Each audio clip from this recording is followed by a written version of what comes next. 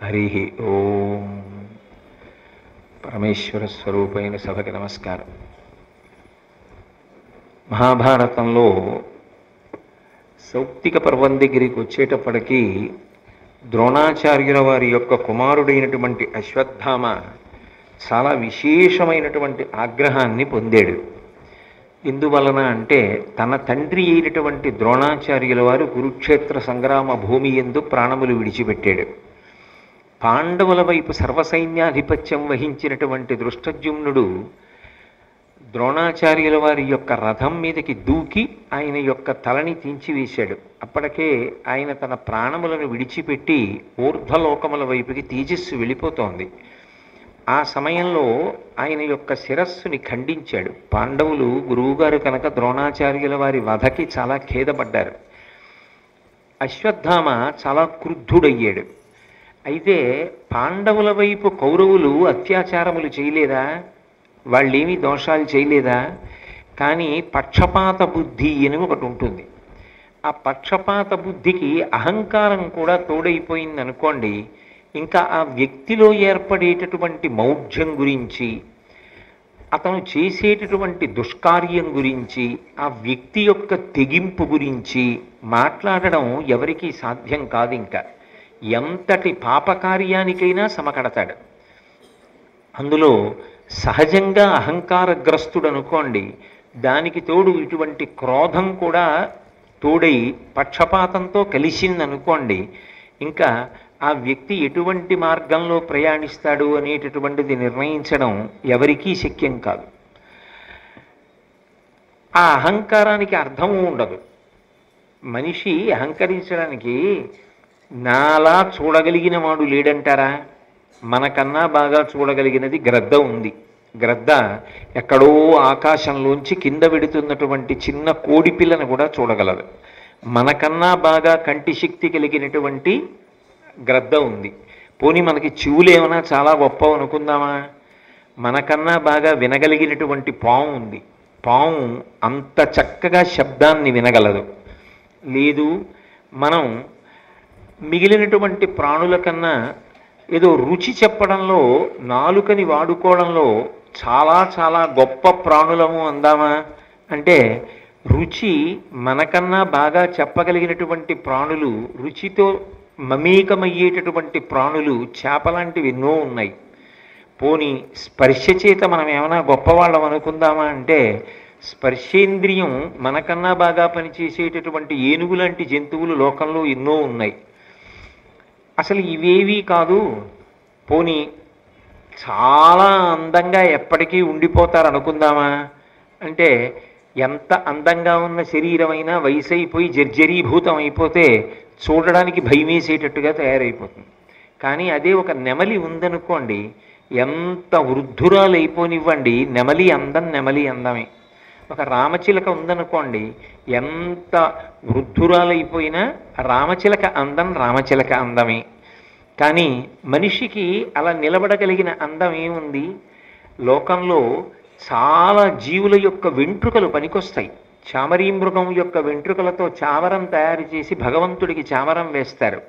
మన వెంట్రుకలు దేనికి పనికొస్తాయి? ప్రాణుల యొక్క గోళ్ళు పనికొస్తాయి. పెద్ద పులి యొక్క గోరు తీసి మెడలో ఆభరణంగా వేసుకుంటారు. మన గోళ్ళు దేనికి పనికొస్తాయి? కొన్నిటి చర్మం తీసి చెప్పులు లాంటివి కుడతారు, ఎద్దులు మొదలైనటువంటి వాటి చర్మంతో. మన చర్మం దేనికి పనికొస్తుంది? నిజంగా చెప్పాలంటే సృష్టిలో ఉన్న ఇతర ప్రాణులతో పోలిస్తే మనిషి ఏ విధంగా గొప్పవాడు అంటే, మనిషి చాలా గొప్పవాడు అని శాస్త్రాలు చెప్పడానికి కారణం, ఏది మంచి ఏది చెడు అన్నది శాస్త్రాన్ని ఆధారం చేసుకుని నిర్ణయానికి రావాలి. అంతేకాని మూర్ఖత్వంతో ప్రవర్తించడానికి మనుష్య శరీరం ఎందుకు? మౌఢ్యంతో బ్రతికేస్తాను అంటే దానికి మనుష్యుడు అని అనిపించుకోడు. శరీరం మనిషి శరీరమేమో కానీ లోపల అలవిమాలినటువంటి మూర్ఖత్వం అలవాటైపోయిందనుకోండి, దానివల్ల పశువు కన్నా హీనుడైపోతాడు తప్ప ఏ విధంగానూ ఉత్కృష్టమైనటువంటి ప్రాణి అని అనిపించుకోడు. భగవంతుడిచ్చినటువంటి వివేకాన్ని, భగవంతుడిచ్చినటువంటి బుద్ధిని, భగవంతుడిచ్చిన శాస్త్రాన్ని, భగవంతుడిచ్చినటువంటి గురువుని గట్టిగా పట్టుకుని జీవితంలో అభ్యున్నతి పథంలో ప్రయాణం చెయ్యాలనేటటువంటి తాపత్రయం కలిగినటువంటి వాడు మనుష్యుడనిపించుకుంటాడు తప్ప అహంకారగ్రస్తుడై మౌఢ్యంతో ప్రవర్తించేటటువంటి వ్యక్తి గురించి ఎవరు చెప్పగలరు? భారతంలో అటువంటి సందర్భమే ఒకటి జరిగింది. అశ్వత్థామ పరమశివుని యొక్క అనుగ్రహం చేత ద్రోణాచార్యుల వారికి జన్మించినటువంటి వ్యక్తి. ఇప్పటికీ భారతదేశంలో ద్రోణాచార్యుల వారు తపస్సు చేసిన ప్రదేశము అని చెప్పబడేటటువంటి దేవాలయం ఒకటి ఉంది. డెహ్రాడూన్ దగ్గర నుంచి ముస్సోరీ వెడుతుంటే చాలా చల్లగా ఉంటుంది. అంత హిమవత్ పర్వత ప్రాంతం, అనేకమైనటువంటి లోయలు, లోయల్లో సరోవరాలు ఉంటాయి. అవి ఓషధీతత్వం కలిగినటువంటి కొండలలోకి వెళ్ళి నీరు నిలబడుతుంది. అందులో చాలామంది దిగి స్నానాలు ఆడుతూ ఉంటారు కూడా. ఆ మార్గంలో వెడుతున్నప్పుడు ఒక చోట కొద్దిగా పక్కకి వెడితే ఒక శివాలయం ఉంది. ఆ శివాలయంలో శివలింగానికి నేను దర్శనానికి వెళ్ళినప్పుడు జరిగినటువంటి సన్నివేశం, నేను దర్శనానికి వెళ్ళడానికి ఒక గంట ముందు జరిగిందని వాళ్ళు చెప్పింది. ఒక పెద్ద పాము ఒకటి పాకుతూ వచ్చి శివలింగాన్ని చుట్టుకుంటుంది. ఇప్పటికీ అది అలా చుట్టుకుని ఉంటుందిట. అప్పుడప్పుడు మళ్ళీ మనుష్యుల మధ్యలోంచే బయటికి వెళ్ళిపోతూ ఉంటుంది. అక్కడే ఒక చిన్న గుహ ఉంటుంది, చల్లగా ఉంటుంది ఆ గుహ. అందులోనే ద్రోణాచార్యుల వారు తపస్సు చేశారని, అక్కడే పరమశివుడు ఆయనకి సాక్షాత్కరించాడని, ఆ కారణం చేతనే అశ్వత్థామ ప్రభవించాడని చెప్తారు. అటువంటి అశ్వత్థామ శివానుగ్రహంతో జన్మించినవాడు. అయినా విశేషమైనటువంటి అహంకారం, అర్థం లేనటువంటి క్రోధానికి వశుడైపోయాడు. దుర్యోధనుడు మరణించాడు. భీముడు తన గదాదండంతో కొట్టినటువంటి కారణం చేత తొడలు విరిగి ఆ దుర్యోధనుడు యుద్ధభూమిలో పడిపోయాడు. మిగిలినటువంటి వాళ్ళందరూ మరణించారు. కౌరవుల వైపు మిగిలిన వాళ్ళెవరు అంటే అశ్వత్థామ మిగిలాడు, కృతవర్మ మిగిలాడు, కృపాచార్యుడు మిగిలాడు. ఈ ముగ్గురే మిగిలారు. ఈ ముగ్గురే మిగిలినటువంటి సమయంలో అశ్వత్థామ వాళ్లతో కలిసి పాండవుల యొక్క శిబిరం వైపుకు వెడుతున్నాడు. ఆ వెడుతున్న సమయంలో మహానుభావుడు సాక్షాత్ భగవానుడు పరిపూర్ణావతారం కృష్ణ పరమాత్మ రథంలోంచి ఒక్కసారి దిగ్గున దూకారు. ఆయన దూకగానే రథం భగ్గున కాలిపోయింది. అర్జునుడు ఆశ్చర్యపోయి నా రథం ఎందుకు కాలిపోయింది అని అడిగాడు. ఇప్పుడేమి, యథార్థమునకు భీష్మ ద్రోణ కర్ణాది వీరులు ప్రయోగించినటువంటి అస్త్రబలం చేత నీ రథం ఏనాడో దగ్ధమైపోయింది.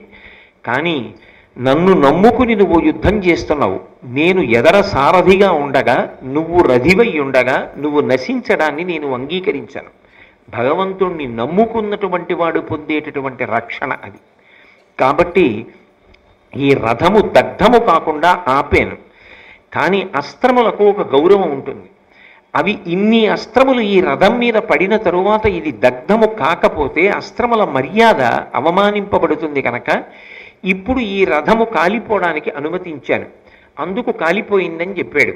అశ్వత్థామ ఏ రోజు రాత్రి విజృంభిస్తాడని కృష్ణ పరమాత్మ నిర్ణయం చేసుకున్నాడో ఆ రోజున తన యొక్క రథాన్ని తీసుకురమ్మని చెప్పి దారుకుణ్ణి, అంటే తన సారథిని, ఆ రథంలోకి కృష్ణ పరమాత్మ, సాత్యకి, ధర్మరాజు, భీముడు, అర్జునుడు, నకులుడు, సహదేవుడు ఎక్కారు.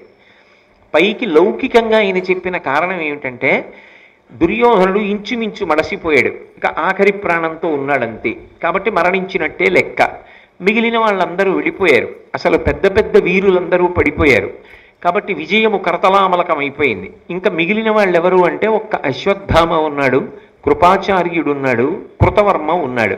వీళ్ళు ముగ్గురే ఉన్నారు. వీళ్ళు ముగ్గురు చెయ్యగలిగినంత పెద్ద ప్రమాదం ఏం లేదు. కాబట్టి ఇంతకాలం మనం యుద్ధం చేసినా ఇప్పుడు యుద్ధంలో గెలిచామని నిర్ణయం చేసుకోవచ్చు. అందుకని పాండవులు పడుకునేటటువంటి శిబిరములలో పెద్ద విజయోత్సవం నడుస్తోంది. కృష్ణుడు అన్నాడు, సాధారణంగా మనం గెలిచామన్నప్పుడు బయట ఎక్కడ ఏం జరుగుతోందన్న విషయంలో పరాకుగా ఉండడం లోపిస్తుంది. మీరు యుద్ధంలో గెలిచారు, కానీ ఇంకా కొద్దిమంది ఉన్నారు.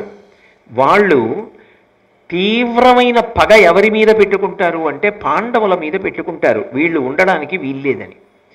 కాబట్టి ఇవాళ రాత్రి ఇక్కడ యుద్ధ భూమిలో ఉన్నటువంటి శిబిరంలో పడుకోవడం మంచిది కాదు.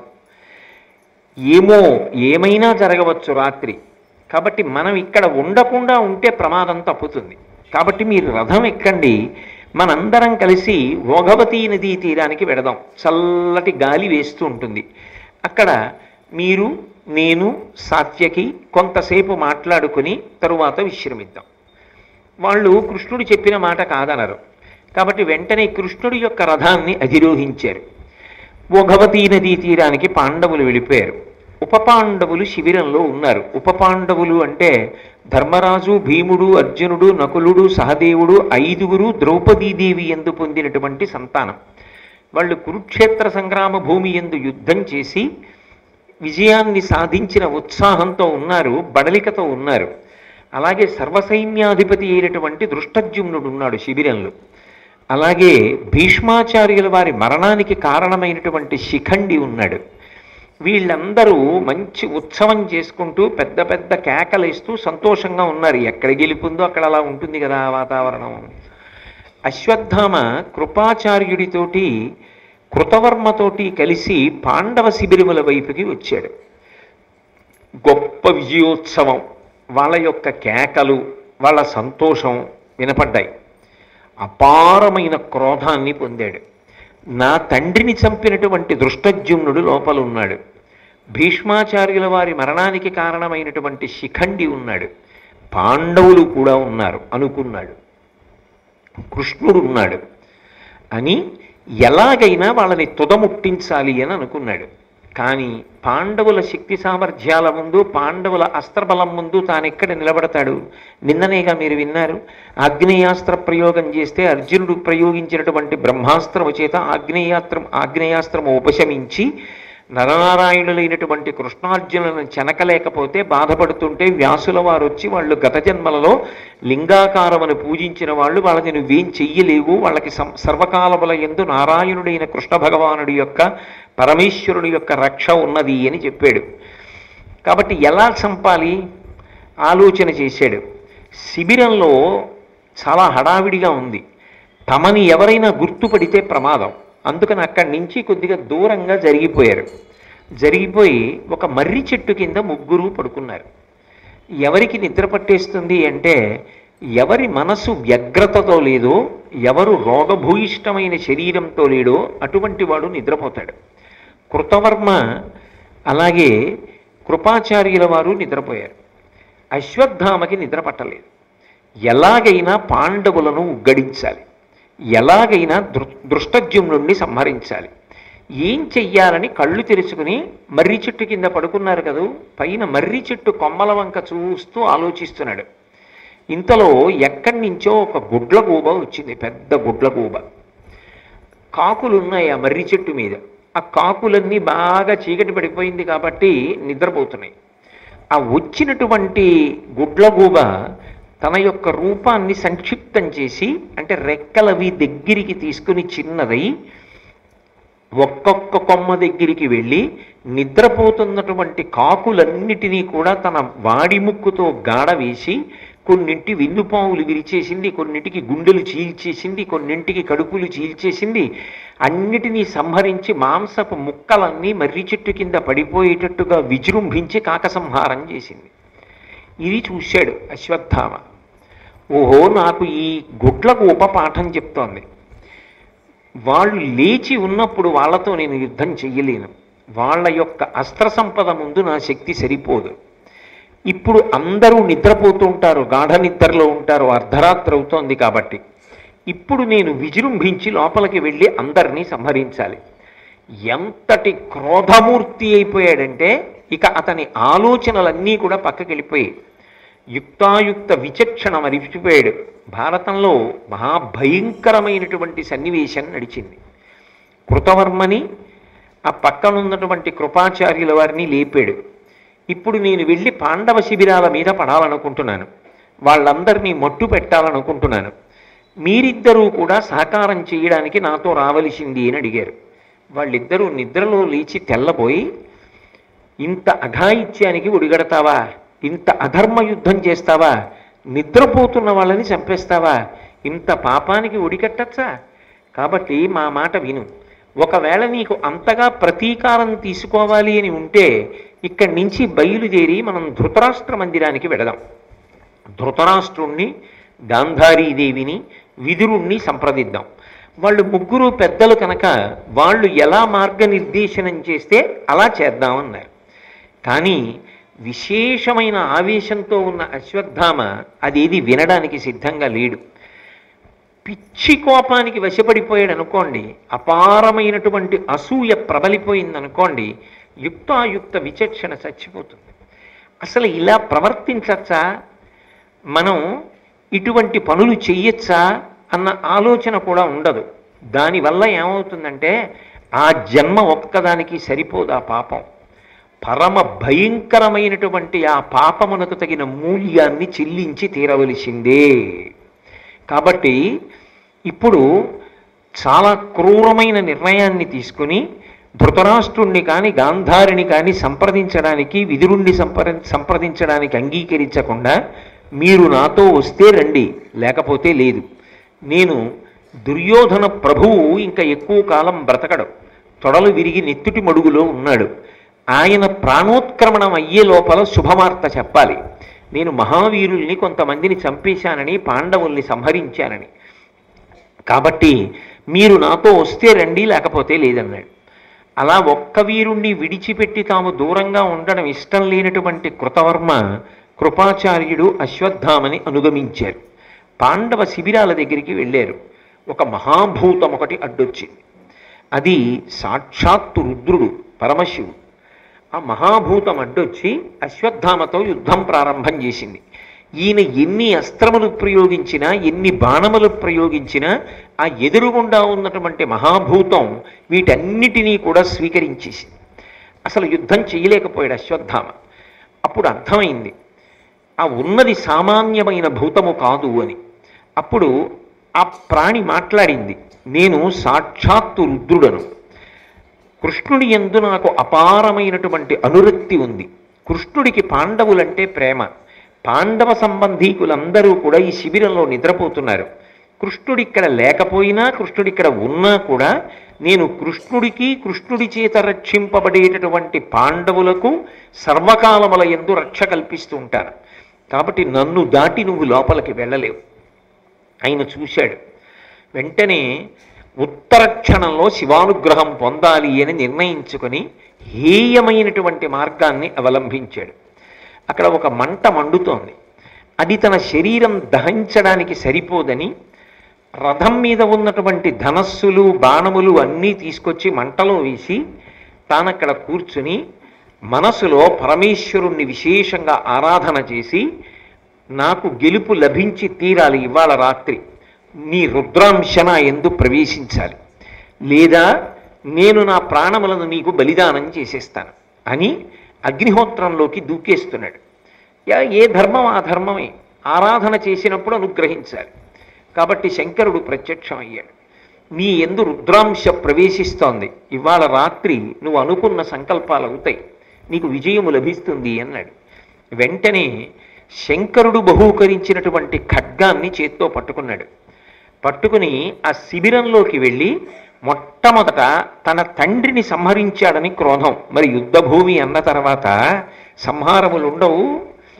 ద్రోణాచార్యుల వారిని సంహరించాడు దృష్టజ్యుమ్నుడనేటటువంటి పగ మనసులో ఉన్నవాడు కావడం చేత వెళ్ళి నిద్రపోతున్న దృష్టజ్యుమ్నుడిని ఒక్క తన్ను తన్నాడు. ఆయన నిద్ర లేచి ఎదురుగుండా ఉన్నటువంటి వీరుడెవరో తెలుసుకునే లోపు ఆయనని పిడిగుద్దులు గుద్ది స్పృహ తప్పిపోయేటట్టు చేసి తన ధనస్సుకు ఉన్నటువంటి వింటినారిని విప్పి దాన్ని దృష్టజ్యుమ్నుని యొక్క కంఠానికి బిగించి ఉరివేసి చంపేశాడు. చంపేసి అతని శరీరాన్ని తన్ని అక్కడి నుంచి బయలుదేరి శిఖండిని చంపేశాడు. ఆ రోజు అశ్వత్థామ చేసినటువంటి యుద్ధం, అశ్వత్థామ చేసినటువంటి సంహారం, దానికి శత్రువా మిత్రుడా, దీనికి ఏమైనా అపకారం చేసిందా, వీళ్ళని ఏమైనా చెయ్యొచ్చా చేయకూడదా, ఏమీ సంబంధం లేదు. అదొక ఉగ్ర మనస్తత్వం. అటువంటి ఉగ్ర మనస్తత్వంలో అవతల వారితో తనకి ఏమైనా సంబంధం ఉందా లేదా కూడా చూడలేదు. చూడకుండా ఏనుగుల్ని, గుర్రాల్ని కూడా చంపేశాడు. ఎక్కడ చూసినా పాండవ శిబిరములన్నీ కూడా మాంసపు ముక్కలతో నిండిపోయి బయటికి వెళ్ళిపోదామనుకున్నటువంటి వీరుల్ని కృతవర్మ కృపాచార్యుల వారు కలిపి చంపేశారు. మొత్తం పీనుగా పెంటలైపోయింది శిబిరం అంతా. ఈవిడ ద్రౌపదీదేవి మాత్రం అదృష్టవశాత్తు మత్స్య దేశానికి వెళ్ళింది. విరాట్ రాజు భార్యని పరామర్శ చేయడం కోసమని వెళ్ళింది. వాళ్ళ ద్రుపదుడు ఇద్దరు మరణించారు కాబట్టి వాళ్ళ భార్యల్ని ఓదార్చడం కోసం వెళ్ళింది. ఆవిడ లేదు. 5 కుమారులు మాత్రం శిబిరంలో ఉన్నారు. వాళ్ళు లేచి యుద్ధానికి వచ్చారు. ఆ 5 కూడా చాలా క్రౌర్యంతో మట్టు పెట్టాడు.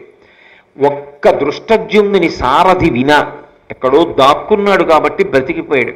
మిగిలిన వాళ్ళందరినీ మట్టు పెట్టేశాడు. అందరినీ మట్టు పెట్టడం వరకు బాగానే చేశాడు. గబగబా బయటికి వెళ్ళి కృతవర్మతోటి కృపాచార్యుల వారితో కలిసి బయలుదేరాడు. వాళ్ళిద్దరూ చెరుక వైపుకి వెళ్ళిపోయారు.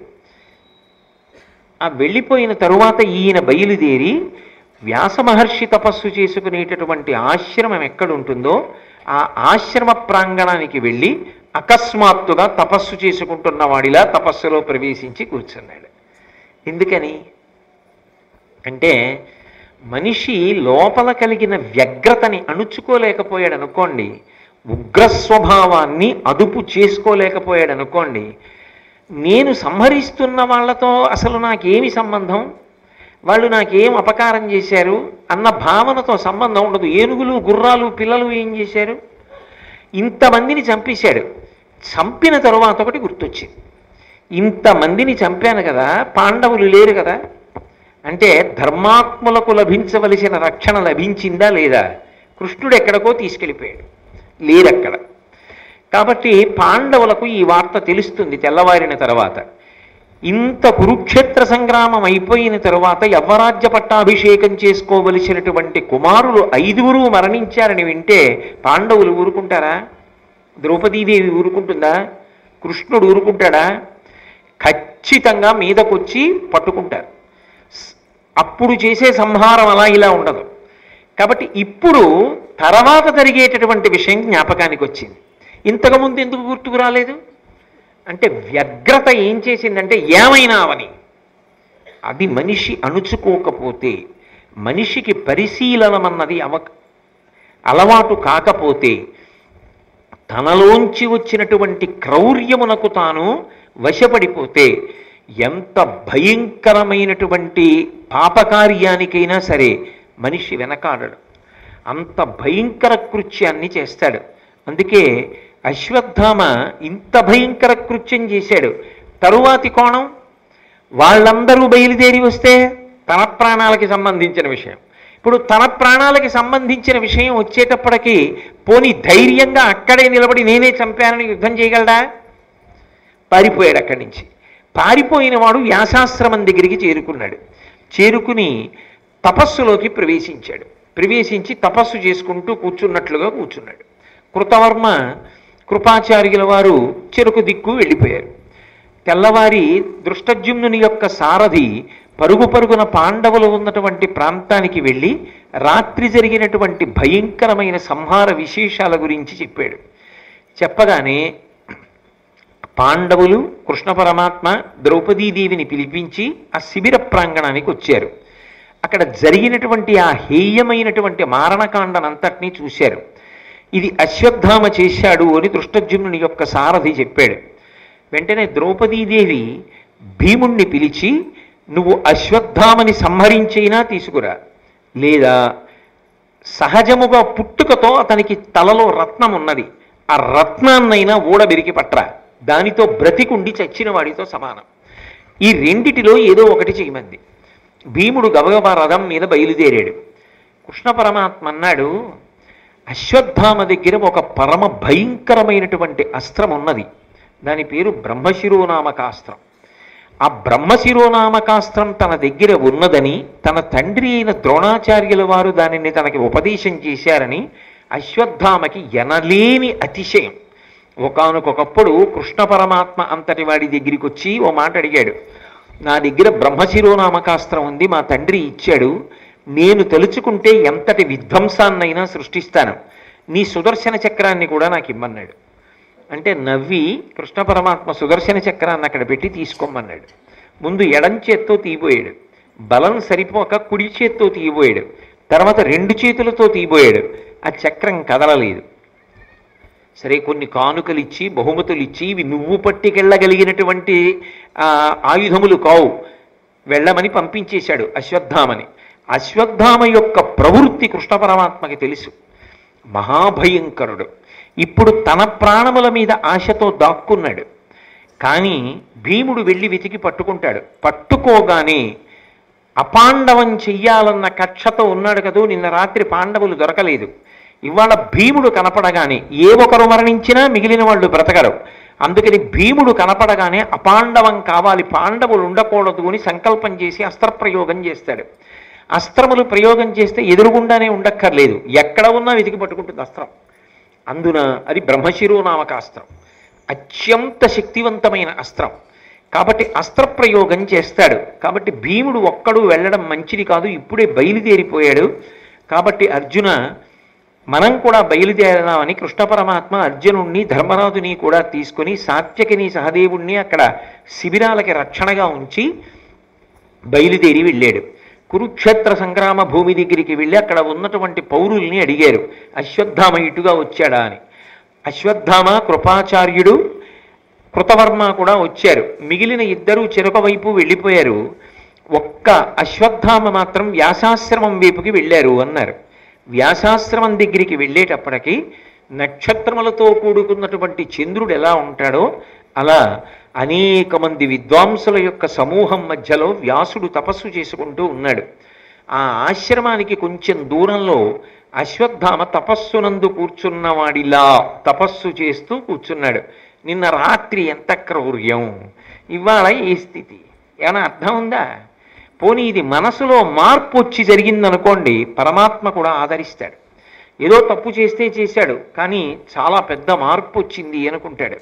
నిజానికి లోపల మార్పు రాలేదు, అలా కూర్చున్నాడంతే, అదో కపట వేషం. అంతకన్నా అనడానికి ఆస్కారం ఉండదు. తపస్సులో కూర్చున్నవాడిలా కూర్చునున్నాడు. ఇవన్నీ మనం జాగ్రత్తగా పరిశీలనం చేసుకుంటే మన జీవితంలో మనం అటువంటి పనుల జోలికి వెళ్లకుండా, క్రౌర్యమునకు వశపడకుండా బ్రతకవలసినటువంటి అవసరాన్ని చెప్తాయి. ఒక్కసారి కానీ మనిషికి కోపం ఎక్కువైపోయి ఆ కోపానికి వశపడిపోయాడా, ఇక ఏం చేస్తున్నాననేటటువంటి యుక్తాయుక్త విచక్షణ ఉండదు. అందుకే ఒక నిర్ణయం చేసేటప్పుడు తొందరపడుతున్నామేమో అని అనుమానం ఉంటే కాసేపు ఆపేయడం మంచిది.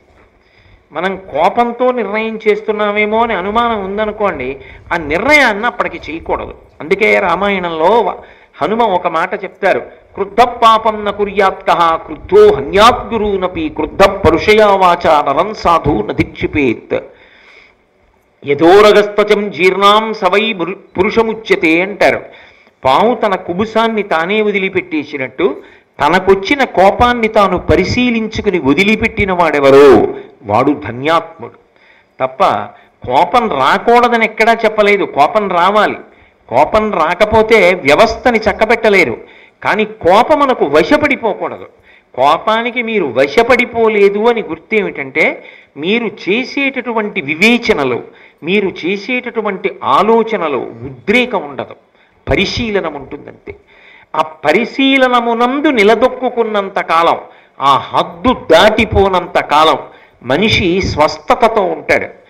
కాదని క్రోధమునకు వశపడిపోయాడు అనుకోండి, ఏమి చేస్తున్నాడన్న దానితో ఇక సంబంధం ఉండదు, అదొక ఉగ్రభూతం అయిపోతాడంతే. చేసినప్పుడు సంతోషంగా ఉంటుంది, చేసేస్తాడు. కానీ తరువాత మాత్రం జీవితం చాలా భయంకరంగా ఉంటుంది.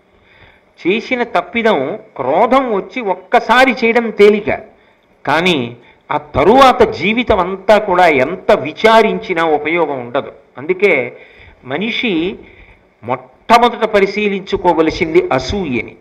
ఆ అసూయ కానీ లోపల ప్రబలింది అంటే అసూయలోంచి ఖచ్చితంగా అవతలవాణ్ణి పాడు చేద్దామనేటటువంటి ఒక పరమ భయంకరమైన ఆలోచనతో కూడుకున్నటువంటి ప్రణాళిక, కుతంత్రము, కుట్ర, క్రోధము విజృంభిస్తాయి. దాని చేత ఎంతటి పాపానికైనా సభకడతాడు. అశ్వత్థామ వృత్తాంతం మనకి దీన్నే చెప్తుంది. వెళ్ళి తపస్సులో కూర్చున్నటువంటి వాణ్ణి భీముడు చూశాడు. నిన్న రాత్రి నిద్రపోతున్న పిల్లల్ని సంహరించి ఏమీ తెలియని వాళ్ళ వచ్చి తపస్సుకి కూర్చున్నవాడిలా కూర్చున్నావా, లేచి ధర్మయుద్ధానికి రమ్మన్నాడు. ఈలోగా కృష్ణార్జునులు కూడా వచ్చారు. సాధారణంగా భారతాన్ని మీరు పరిశీలనం చేస్తే మీకు ఒక విశేషం కనపడుతుంది. కృష్ణుడు ఎప్పుడైనా వ్యవస్థలో ప్రమాదకరమైన సన్నివేశం ఏర్పడినప్పుడు చక్కపెట్టడానికి వెడతాడు. కృష్ణుడు అక్కడ లేడనుకోండి, వ్యాస భగవానుడు ఎడతాడు. వ్యాస భగవానుడు రాలేదనుకోండి, కృష్ణ భగవానుడు చక్కపెడతాడు. కృష్ణుడు ఉండగా వ్యాసుడు రావలసిన అవసరం సాధారణంగా ఉండదు, వ్యాసుడుండగా కృష్ణుడు రావలసిన అవసరం సాధారణంగా ఉండదు. ఇద్దరూ మహాభారతానికి 2 చక్రాలై నడిపిస్తారు. కానీ ఈ సన్నివేశంలో కృష్ణుడు అర్జునుణ్ణి ధర్మరాజుని కూడా తీసుకుని వచ్చాడు. వెంటనే అశ్వత్థామ ఉత్తరక్షణం లేస్తూ మళ్ళీ క్రోధం విజృంభించింది. నన్నేం చేసేస్తారో అన్న బాధలో ఒక క్షణం ఆలోచించకుండా, కనీసం అవతల వాళ్ళు మాట్లాడే అవకాశం ఇవ్వకుండా అపాండవమగుగాక అని సంకల్పం చేసి బ్రహ్మశిరోనామకాస్త్రాన్ని విడిచిపెట్టేశాడు. అస్త్రాన్ని విడిచిపెట్టడానికి పక్కన ఆయుధం ఉండక్కర్లేదు. అస్త్రము అంటే మంత్రశక్తితో పనిచేస్తుంది. రామాయణంలో ఓ గడ్డిపరక మీద బ్రహ్మాస్త్రాన్ని సంధిస్తాడు రామచంద్రమూర్తి. అలాగే అశ్వత్థామ కూడా ఒక రెల్లుగడ్డి పరక మీద బ్రహ్మశిరోనామకాస్త్రాన్ని అభిమంత్రించి విడిచిపెట్టాడు. ఆ అస్త్రం భయంకరమైనటువంటి స్వరూపంతో అర్జునుడి మీదకి వెళ్ళిపోతోంది. అంటే పాండవులందరినీ తెగటార్చేస్తుంది. పాండవులేమిటి, పాండవ సంతతి అన్నది ఇక భూమి మీద ఉండదు, అపాండవం. పాండవుల నలుసన్నది ఉండడానికి వీల్లేదు. మరి కౌరవులందరూ వెళ్ళిపోయారుగా, అది కక్ష ఆయనకి.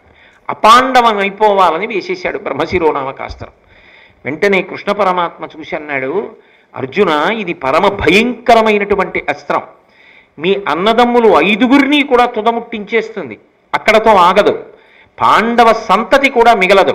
కాబట్టి వెంటనే ఈ అస్త్రాన్ని నువ్వు నిరోధించాలి అంటే వేరొక అస్త్రం పనిచేయదు, నువ్వు కూడా బ్రహ్మశిరోనామకాస్త్రాన్ని ప్రయోగించాలి. అటువంటి అస్త్రం ఒక్కటి వేస్తేనే యావత్ భూమి తల్లడిల్లిపోతుంది. మనం ఈ మధ్య కాలంలో 1942లో జరిగిన 2వ ప్రపంచ యుద్ధ కాలంలో ఉపయోగించబడినటువంటి అనేకమైన మారణాస్త్రముల గురించి వింటే 1942లో జపాన్లో ఉన్న హిరోషిమా నాగసాకీల మీద వేసినటువంటి అణుబాంబు యొక్క ప్రభావం ఇప్పటికీ పోక అక్కడ అంగవైకల్యంతో రోగాలతోటి జనులు ఉద్భవిస్తారు అంటే, అక్కడ పుడుతూ ఉంటారు అంటే, ఈ కాలంలో శాస్త్రవేత్తలు కనిపెట్టినటువంటి అనేక రకములైన మారణాయుధాలే అంత శక్తివంతములై ఉంటే, ఇక మంత్రపూరితములైనటువంటి అస్త్రములు ఎంత శక్తిని ప్రభవింపచేస్తాయి. భూమి తల్లడిల్లిపోయి పర్వతములు ఘూర్నిల్లి సముద్రములు తిరుగుడు పడిపోతాయి ఒక బ్రహ్మశిరోనామకాస్త్ర ప్రయోగానికి. అటువంటిది అశ్వత్థామ ప్రయోగించాడు కాబట్టి కృష్ణుడు అర్జునుడిని ప్రయోగించమన్నాడు. ఇప్పుడు 2 బ్రహ్మశిరోనామకాస్త్రములు ఒకదానిదొకటి ఢీకొనాలి. వెంటనే కృష్ణ పరమాత్మ చెప్పాడంటే శాసనం అర్జునుడికి. రథం దిగి తన గురువైనటువంటి ద్రోణాచార్యుల వారికి నమస్కారం చేశాడు. అస్త్రముల యొక్క మంత్రములకు అధిదేవతలైనటువంటి వారందరినీ స్మరించి వారికి నమస్కారం చేశాడు. మా పాండవులందరికీ కూడా క్షేమమగుగాక, మా అన్నదమ్ములు 5గురు కూడా కుశలముగా ఉండెదరుగాక అని సంకల్పం చేసి తాను కూడా బ్రహ్మశిరోనామకాస్త్రాన్ని విడిచిపెట్టాడు. ఇప్పుడు ఎంత విచిత్రమైన పరిస్థితి ఏర్పడిందంటే, కృష్ణుడు ఉండగా ప్రళయకాలం ఏర్పడినంత భయంకరమైన పరిస్థితి ఏర్పడింది. ఎందువల్ల? ఒక్క వ్యక్తి తొందరపాటు, ఒక్క వ్యక్తి యొక్క క్రోధం, ఒక్క వ్యక్తి యొక్క వ్యగ్రత.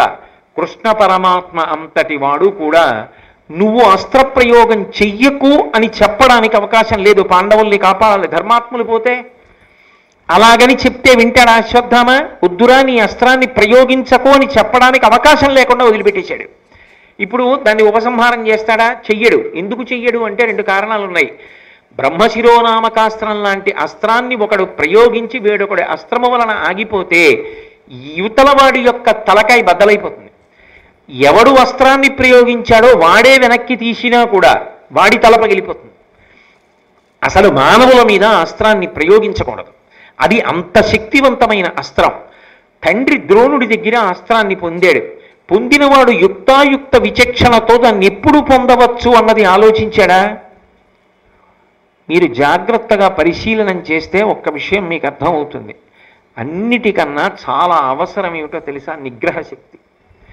నిగ్రహం అనేటటువంటిది లేకపోతే మీ చేతికి అందినటువంటి ఎంత చిన్న ఉపకరణమైనా మీకు సమాజమునకు కూడా ప్రమాదహేతువే. నేనన్న మాట మీరు బాగా పట్టుకున్నారో లేదో. ఒక సెల్ ఫోన్ చాలు ప్రమాదాన్ని సృష్టించడానికి. 2 చక్రాల వాహనం మీద వెడుతూ నీకు ఎవరైనా ఫోన్ చేస్తే మెడ తెగిపోయిన కోడి పెట్టలా భుజం మీద పెట్టుకుని ఇలా మాట్లాడుతూ నువ్వు దాన్ని నడపక్కర్లేదు.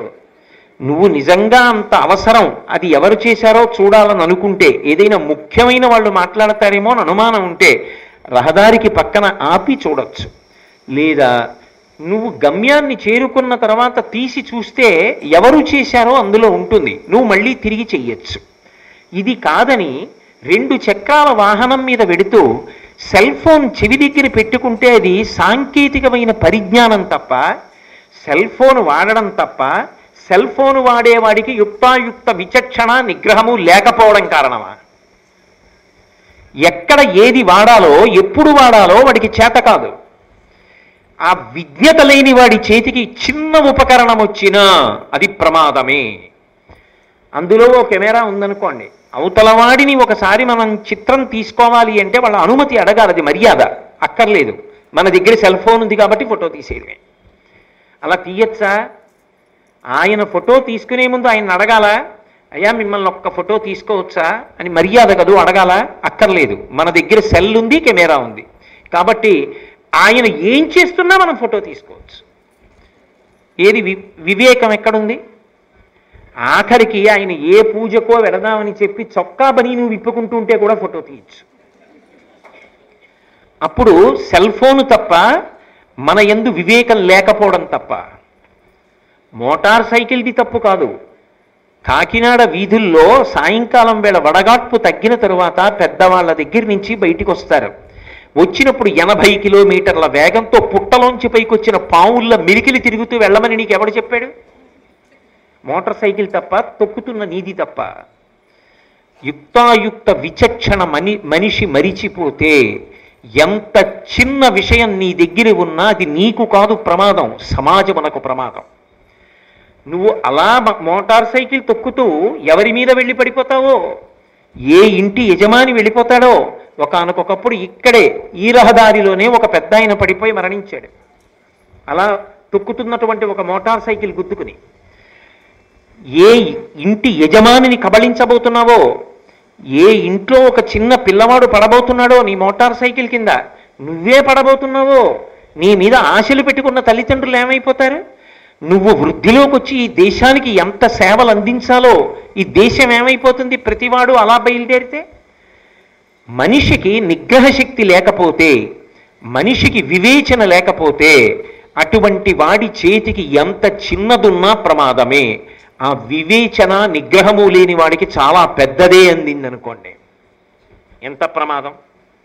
అందుకే అన్నీ అందరికీ ఇవ్వవద్దు అనడానికి కారణం ఏమిటో తెలుసా? అన్నీ అందరికీ ఇవ్వద్దని ఎందుకంటారంటే లోపల తగినంత పరిణతి ఉంటే తప్ప ఇవ్వవద్దు అని దాని ఉద్దేశ్యం. ఆ లోపల పరిణతి రాలేదనుకోండి, ప్రతి విషయము ప్రతి వారికి అందిందనుకోండి, దానివల్ల తానొక్కడు కాదు బాధపడేది, దానివలన సమాజం అంతా బాధపడుతుంది, సమాజానికి అంతటికీ చీకాకు కలుగుతుంది, దీనివలన నేరముల సంఖ్య పెరుగుతుంది, ఉద్రిక్తతల సంఖ్య పెరుగుతుంది, చాలా ఇబ్బంది పడతారు అందరూ.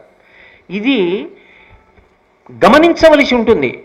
మీరు నన్ను మన్నించెదరుగాక, అశ్వత్థామకి దీనికి సంబంధం ఏమిటి అనుకోకండి. లేకపోతే భారతంలో వ్యాసుడు దీన్ని మనకు అందించవలసిన అవసరం లేదు.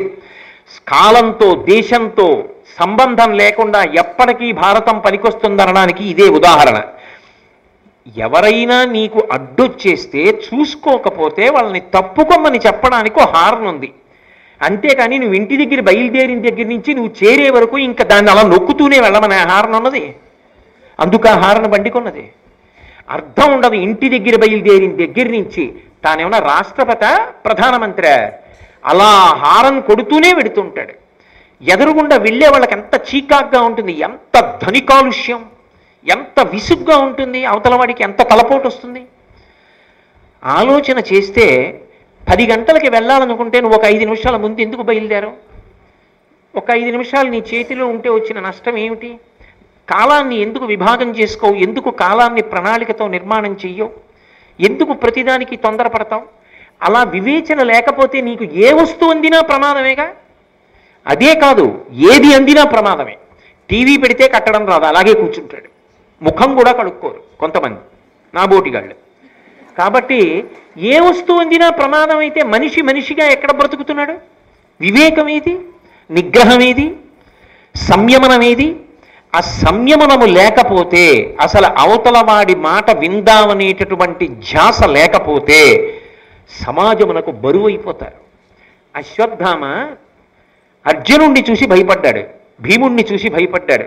జగదాచార్యుడు, లోకముల మేలు కోరేవాడు, కృష్ణ పరమాత్మ సాక్షాత్ పరాత్పరుడని భీష్ముడు ఇన్ని మాటలు చెప్పాడు. తన తండ్రి ద్రోణుడు ఎంత నమ్మాడు తెలియదా అశ్వత్థామకి? కనీసం కృష్ణ పరమాత్మతో 2 మాటలు మాట్లాడలేడా? నాది తప్పైపోయింది, రాత్రి చేశాను నిజమే అంటే, ఏమో ఎంతమంది ఇద్దరో వాళ్ళు ఎంత ధర్మాత్ములంటే, గురువు యొక్క కొడుకు ద్రోణాచార్యుల వారి కొడుకు, గురుపుత్రుడు గురువుతో సమానం కనుక ఇంత తప్పు చేసినా చంపకుండా వదిలిపెట్టారు. క్షమాపణే చెప్పుంటే ఏమో ఏం చేద్దురో. మరి ఇదే ముగ్గురులో ఒకడైనటువంటి కృపాచార్యుల వారు తర్వాత కాలంలో పాండవ శిబిరంలో చేరి పరీక్షణ్ మహారాజుకి గురువయ్యాడు.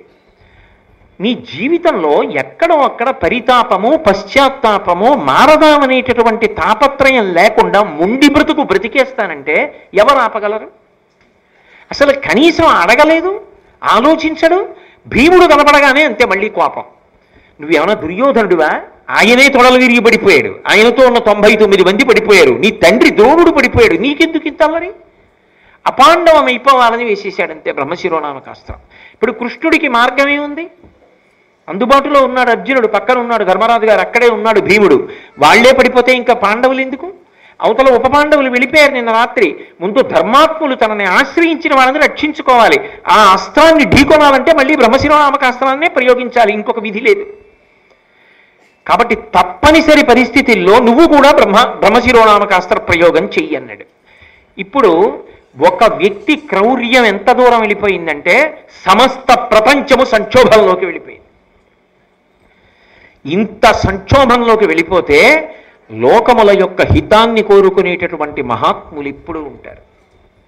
నారదుడు పరుగు పరుగున వ్యాసుల వారి దగ్గరికి వచ్చాడు. అయ్యయ్యయ్యయ్యో, ఇంత కురుక్షేత్ర సంగ్రామం అయిపోయిన తర్వాత 2 బ్రహ్మశిరోనామకాస్త్రాల్ని ప్రయోగించారు. మీ ఆశ్రమం ముందే జరిగింది, 2 అన్నాడు. ఇద్దరూ గబగబా బయలుదేరారు. లోకహితం కోరేటటువంటి వాళ్ళ నోటి వెంట వచ్చే మాటలు ఒకలాగే ఉంటాయి. అందుకే ఈ పద్యం చెప్పినప్పుడు వ్యాసుడొక్కడు చెప్పలేదు, నారదుడొక్కడు చెప్పలేదు, ఇద్దరు కలిసి చెప్పారు. కూడబలుక్కుని ఛందస్సుతో వ్రాసి తెచ్చుకునో కాదు, ఇద్దరూ లోకహితాన్ని కోరుతారు కాబట్టి ఇద్దరి నోటి వెంట ఒకలాంటి మాటే వచ్చింది. వాళ్ళు అన్నారు, పలువురు మహాస్త్రవిత్తములు అలగు భుజా వీర్య శౌర్యులవని జనిరి వారలు దీనిని ప్రయోగించట కలిగినే మానవులపై అకల్మషులారా. ఏమయ్యా అర్జున, ఏమయ్యా అశ్వత్థామ, ఇంతకు ముందు లోకంలో ఎంతమంది మహావీరులు రాలేదు, ఎంతమందికి అస్త్రములు తెలిసిన వాళ్ళు లేరు. ఇలా ఎవరైనా బ్రహ్మశిరోనామకాస్త్రాన్ని ఒకేసారి ఇద్దరు ప్రయోగించడం ఉందా? మనుష్యుల్ని పాడు చెయ్యాలని ఒకడు ప్రయోగించడం, రక్షించుకోవడానికి ఇంకొకడు ప్రయోగించడం ఉంటుందా? ఇలా చెయ్యొచ్చా? లోకముల గురించి ఆలోచించవలసిన అవసరం లేదా? ఎంత పెద్ద ఉత్పాతములు ఉత్పల్లితున్నాయో చూడండి. కాబట్టి అర్జున, నువ్వు నీ అస్త్రాన్ని ఉపసంహారం చేసేసేయ. ఆయన పరమధర్మాత్ముడు. నిజానికి బ్రహ్మశిరోనామకాస్త్రాన్ని ఒకసారి ప్రయోగించిన తరువాత వెనక్కి తీశారనుకోండి, ఉపసంహారం చేస్తే దానికి తగిన ఆహారం దొరకలేదు. కాబట్టి ఎవరు ప్రయోగించి ఉపసంహారం చేశాడో వాడి తల బదలు కొట్టేస్తున్నది. కాబట్టి ఇప్పుడు ఎవరికి ప్రమాదం? అర్జునుడికి ప్రమాదం. కృష్ణుడు ప్రయోగించమన్నాడు, వ్యాసుడు నారదుడు ఉపసంహారం చేయమన్నాడు. అర్జునుడు ఏం ఆలోచించాడంటే, నేను లోకముల యొక్క ప్రయోజనం కోసం పెద్దలైనటువంటి వ్యాస నారదాదుల యొక్క మాట మన్నించి ఉపసంహారం చేస్తున్నాను. అది నన్ను ఎందుకు అపకారం చేస్తుంది? దాని లక్షణం అది కావచ్చు, కానీ విశాల ప్రయోజనము కొరకు నేను నిలబడినప్పుడు, పెద్దల మాట ఆదరించినప్పుడు అది నన్ను చెనకడానికి వీల్లేదు. కాబట్టి ఆయన ఉపసంహారం చేశాడు. ఆశ్చర్యం ఏమిటంటే అది అర్జునుణ్ణి ఏమీ చెయ్యకుండా శాంతించింది. శాంతిస్తే వెంటనే ఒక విషయం అన్నారు సౌప్తిక పర్వంలో, తపమును బ్రహ్మచర్యమును దానము సత్యము కల్గు ఆ సురాధిపతనయుండు తక్క సముదీర్ణముగా నిగిడించి అమ్మహోగ్రపు మహితాస్త్రమొండ్లుకును రాదు మగుడ్వడగా అట్టి భంగి భూమిపతులు కాదు దేవతలు మేకొనజాలరు కౌరవీశ్వర. సంజయుడు చెప్తున్నాడు ధృతరాష్ట్రుడితోటి, నిజానికి దేవతలు కూడా ఇటువంటి అస్త్రాన్ని ప్రయోగిస్తే ఇక ఉపసంహారం చేయలేరు. అర్జునుడు చెయ్యగలిగాడు అంటే, చేసి బ్రతకగలిగాడు అంటే ఆయన చేసినటువంటి తపస్సు. తపస్సు అన్న మాటకి నేను అర్థం చెప్తున్నాను కదా, నిన్నటి నుంచి చెప్తున్నాను, ధర్మమునందు అనురక్తి. ఆయన ధర్మానురక్తి, ఆయనకి పెద్దల పట్ల ఉన్న గౌరవం, బ్రహ్మచర్యమును ఇంద్రియములను నిగ్రహించగలిగినటువంటి శక్తి, దానము, ఏ ప్రయోజనాన్ని అపేక్షించకుండా ఇతరుల యొక్క సంతృప్తి కొరకు, సంతోషము కొరకు, సమాజ హితము కొరకు తాను త్యాగం చెయ్యడం, తాను విడిచిపెట్టడం తన దగ్గర ఉన్నదాన్ని. అటువంటి దానము, సత్యము, ఒక మాట అంటే దానికి కట్టుబడి ఉండగలగడం, అటువంటి సత్యము కలిగినటువంటి ఆ సురాధిపతనయుడు దక్క, సురాధిపుడైనటువంటి ఇంద్రుడి యొక్క కుమారుడైనటువంటి దేవేంద్రుడు తక్క ఇలా బ్రహ్మశిరోనామకాస్త్రాన్ని ఉపసంహారం చెయ్యడం అనేటటువంటి ప్రక్రియ అన్యులకు సాధ్యమే. ఎవరైనా చేయగలరా? దేవతలు కూడా చెయ్యలేరు. కాబట్టి ఇప్పుడు అర్జునుడు ఉపసంహారం చేశాడు. చేసి గబగబా వ్యాసుల వారి దగ్గరికి వెళ్ళి ఒక మాట అన్నాడు, అయ్యా మీరు పెద్దలు, పూజ్యులు, మా వంశమునకంతటికీ పెద్దవారు, మీరు చెప్పారు, నేను ఉపసంహారం చేశాను, కానీ అశ్వత్థామ ఉపసంహారం చేయలేదు, అపాండవమని కోరాడు. కాబట్టి ఆ అస్త్రం మా అన్నదమ్ముల మీద పడిపోయి చెనకుతుంది. కాబట్టి దయచేసి మీరు ఇదే మాట అశ్వత్థామకి చెప్పి ఉపసంహారం చేయించండి అన్నాడు. అంటే అశ్వత్థామ వంక తిరిగాడు. తిరిగి వ్యాసుల వారు ఒక మాట చెప్పారు. సాధారణంగా మహాభారతంలో వ్యాసుడు ఒక మాట చెప్తే కాదని ఉన్నటువంటి వాళ్ళు మీకు ఇప్పటి వరకు కనపడలేదు కదా, ఇది మొదటిసారి. అశ్వత్థామ వంక తిరిగి ఉపసంహారం చేయమని ఒక మాట చెప్పాడు.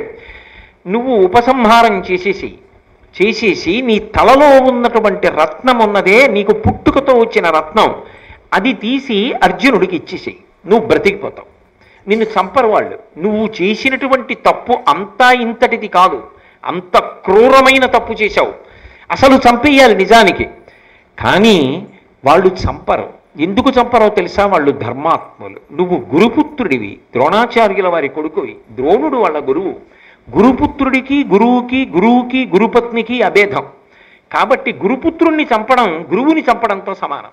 కాబట్టి నిన్ను వాళ్ళు చంపరు, ఆ పాతకానికి వాళ్ళు ఒడిగట్టారు. నీ శిరోరత్నాన్ని వాళ్ళకి ఇచ్చేసేయి, నీ అస్త్రాన్ని ఉపసంహరించి అంటే ఆయన అన్నాడు, ఏ పాండవులకి రత్నాలు తక్కువ? కౌరవుల్ని ఓడించారుగా, దుర్యోధనుడిని పడగొట్టాడుగా భీముడు తొడలు విరగ్గొట్టి. దుర్యోధనుడి దగ్గర రత్నాలన్నీ కూడా ఇప్పుడు పాండవులేగా తీసుకుంటారు. ఇన్ని రత్నాలు దోచుకున్న వాళ్ళకి దోచుకున్నారట వాళ్ళు. ఇన్ని రత్నాలు దోచుకున్న వాళ్ళకి నా రత్నం ఒక్కటి తక్కువైందా, ఇదొక్కటి ఎందుకు ఇవ్వాలి అని తను బ్రతకడం కష్టం కదా మరి ఇవ్వకపోతే. అందుకని రత్నాన్ని తీసి వ్యాసుడి చేతిలో పెడుతూ ఒక మాట అన్నాడు, మనస్త్రంబు పాండవేయ రాగపాత్ర గర్భములకు హానిగా వించి సంతృప్తి పొందితా ప్రశాంతి పొందుగాక. నేను నా రత్నం ఇచ్చేస్తున్నాను, కానీ ఎంత కాపక్ష్య బుద్ధితో మాట్లాడాడో చూడండి. ఆయన అన్నాడు, నేను వదిలిన అస్త్రం ఉందే, ఇది నేను అర్జునుడిలా ఉపసంహారం చేయలేను. అంత తపస్సేది, ఆ సత్యమేది, ఆ నిష్కల్మషమైన బుద్ధేది. అందుకని వెనక్కి తీయలేడు. వెనక్కి తీస్తే తలపగిలిపోతుంది. అందుకని మదస్త్రంబు పాండవేయ రాగ పాత్ర గర్భములకు హానిగా వించి సంతృప్తి పొంది తా ప్రశాంతి పొందుగాక.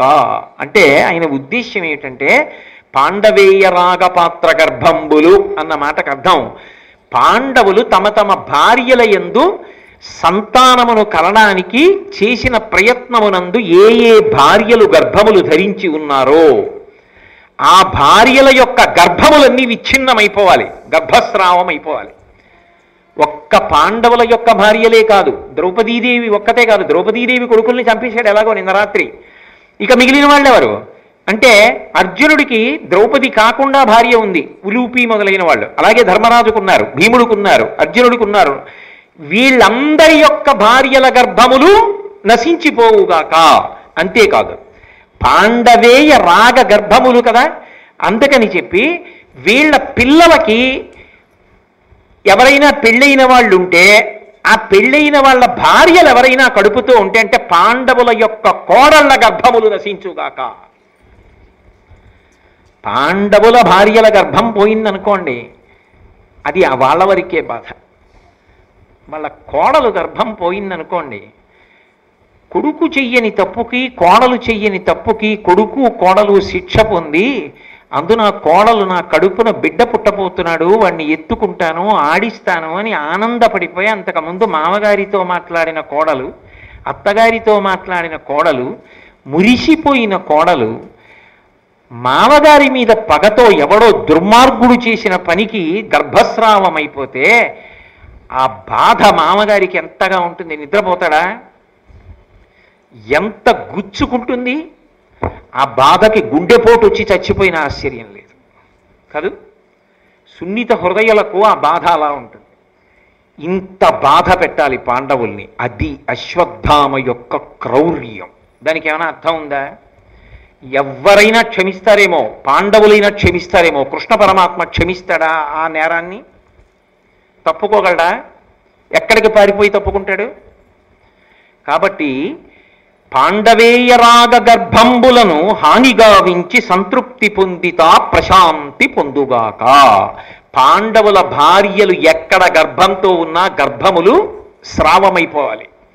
పాండవుల బిడ్డల యొక్క భార్యలు ఎక్కడ గర్భంతో ఉన్నా గర్భములు పోవాలి, కోడళ్ల గర్భములన్నీ పోవాలి. అంటే పాండవులు మిగలాలి, పాండవుల వంశం మిగలడానికి వీల్లేదు. అప్పుడు వాళ్ళు ఏమవుతారు? ఎందుకు చేసినట్టు ఈ యుద్ధం అంతా? ఎవరి కోసం చేసినట్టు? ఎవరి కోసం అంతకాలం కష్టపడినట్టు? ఎవరిని చూడాలని ఒక వయసు వచ్చిన తరువాత తాపత్రయపడతారో వాళ్ళు పెద్దవాళ్ళు అయ్యారుగా. ఇక వాళ్ళకి మనవల్ని చూడాలని ఆనందపడే వయసు కదా. ఆ సమయమునందు మనవలకి ప్రమాదం ఏర్పడి గర్భస్రావం అయిపోతే ఇక గర్భములే రావంటే తట్టుకోగలరా? మానసికంగా అది ఎంత పెద్ద శిక్ష పాండవులకు, అది ఆయనకి సంతోషం. ఇది ఆయన మనసులో ఉద్దేశం. పాండవుల భార్యలు, పాండవుల కొడుకుల భార్యలు, పాండవులకి ఇంకా మనవలు ఏమైనా ఉంటే వాళ్ళ భార్యల యొక్క గర్భములు కూడా విచ్ఛిన్నమైపోవుగాక, అపాండవమగుగాక. అప్పుడు నా అస్త్రము తృప్తి పొందుగాక. ఉపసంహారం చేయి, నాకు కుదరదు. ఎవరు ఈ మాట అంటున్నవాడు? అర్జునుడు ఉపసంహారం చేశాక కూడా. అసలు నిజానికి ఏమైనా తప్పు ఉందా అర్జునుడిది? ఏమైనా తప్పు ఉందా పాండవులది? ఏమైనా వాళ్ళు చేసిన తప్పు కనపడుతోందా? ఏ తప్పు లేకపోయినా, వాళ్ళు చేసిన తప్పు లేకపోయినా వాడికి అనిపించింది వీళ్ళు తప్పు చేశారని. వాడికి అనిపించింది కాబట్టి శిక్ష వేసేశాడు. ఎంత దారుణం! ఎవ్వరూ పట్టించుకోకపోవచ్చేమో, పరమేశ్వరుడు మాత్రం పట్టించుకోకుండా వదిలిపెట్టాడు కాదు. అదే జరుగుతుంది. కాబట్టి ఇప్పుడు ఈ మాట అన్న తర్వాత వ్యాసుల వారు చటుక్కుని అందుకున్నారు. అందుకని ఆయన అన్నారు, అనవిని కృష్ణద్వైపాయనుడు అట్టులు చేయుము ఒంటి కాసపడకుమి అని పలుక, ఆ పలుకంగనియను తన పలుకు తప్పుగా అతడు మదిన్. వెంటనే వ్యాసుల వారు అన్నారు, అక్కడతో తృప్తిపడు. అంటే ఆయన ఉద్దేశ్యం ఏమిటి? పాండవేయ రాగపాత్ర కోడల ముందు అసలు ఏ తప్పు చేశాడని ఆయన అలా నిలబడాలి? వీళ్ళు ధర్మానికి కట్టుబడినందుకు అలా నిలబడాలి. కాబట్టి వాళ్ళ కోడళ్ల గర్భములు స్రావం అవ్వడానికి అంగీకరించారు. పాండవుల యొక్క భార్యల గర్భములు స్రావం అయిపోతాయి. ఈ అస్త్రానికి ఫలితం ఉండాలి కాబట్టి నేను ఉపసంహారం చేయలేను అంతే తెలుసంటావా? నీ క్రౌర్యానికి అంతవరకు భోజనం పెట్టేస్తాం. పోని పాండవేయ రాగపాత్ర గర్భంబులు విచ్ఛిన్నమగుగాక, దాని చేత నీ అస్త్రము సంతృప్తి పొందుగాక, అది దాటకుసుమా అన్నాడు. వెంటనే అశ్వత్థామకు అర్థమైంది వ్యాసుడు ఎక్కడ పట్టుకున్నాడు. ఎందుకనంటే ఉప పాండవుల్ని చంపేశాడుగా. వంశానికి ఎవరు? ఇంకా ఇప్పుడు ఉత్తరం ఒక్కతే గర్భంతో ఉంది. ఉత్తరాగర్భమునందు ఒక్క పిల్లవాడు పెరుగుతున్నాడు. అంటే ఆ పిల్లవాడిని చంపేస్తాడనమాట. అది అర్జునుడి యొక్క కోడలి గర్భము స్రావమైపోవాలి. ఎందుకంత కక్ష అర్జునుడి మీద? అంటే ఆ అర్జునుడు కదా మరి యుద్ధంలో నిలబడి శత్రువుల్ని ఎక్కువ మందిని తెగటార్చాడు. ఆయన ఎందుకు తెగటార్చాడు? ధర్మం కోసం తెగటార్చాడు. ఆయనే స్వార్థం కోసం తెగటార్చలేదు, ధర్మం కోసం తెగటార్చాడు. ధర్మం కోసం నిలబడిన వాడి మీద అధర్మాత్ముడికి ఎందుకు కక్ష ఉంటుందంటే కారణం ఉండదు, ఇదే ఉంటుంది. అసూయ చేత క్రోధము చేత ఉంటుంది తప్ప వేరు కారణాలు ఉండవు. దానికి వాడే క్రోధం, వాడే తీర్పు, వాడే నేరం, వాడే ఏదైనా చేసేస్తాడంతే.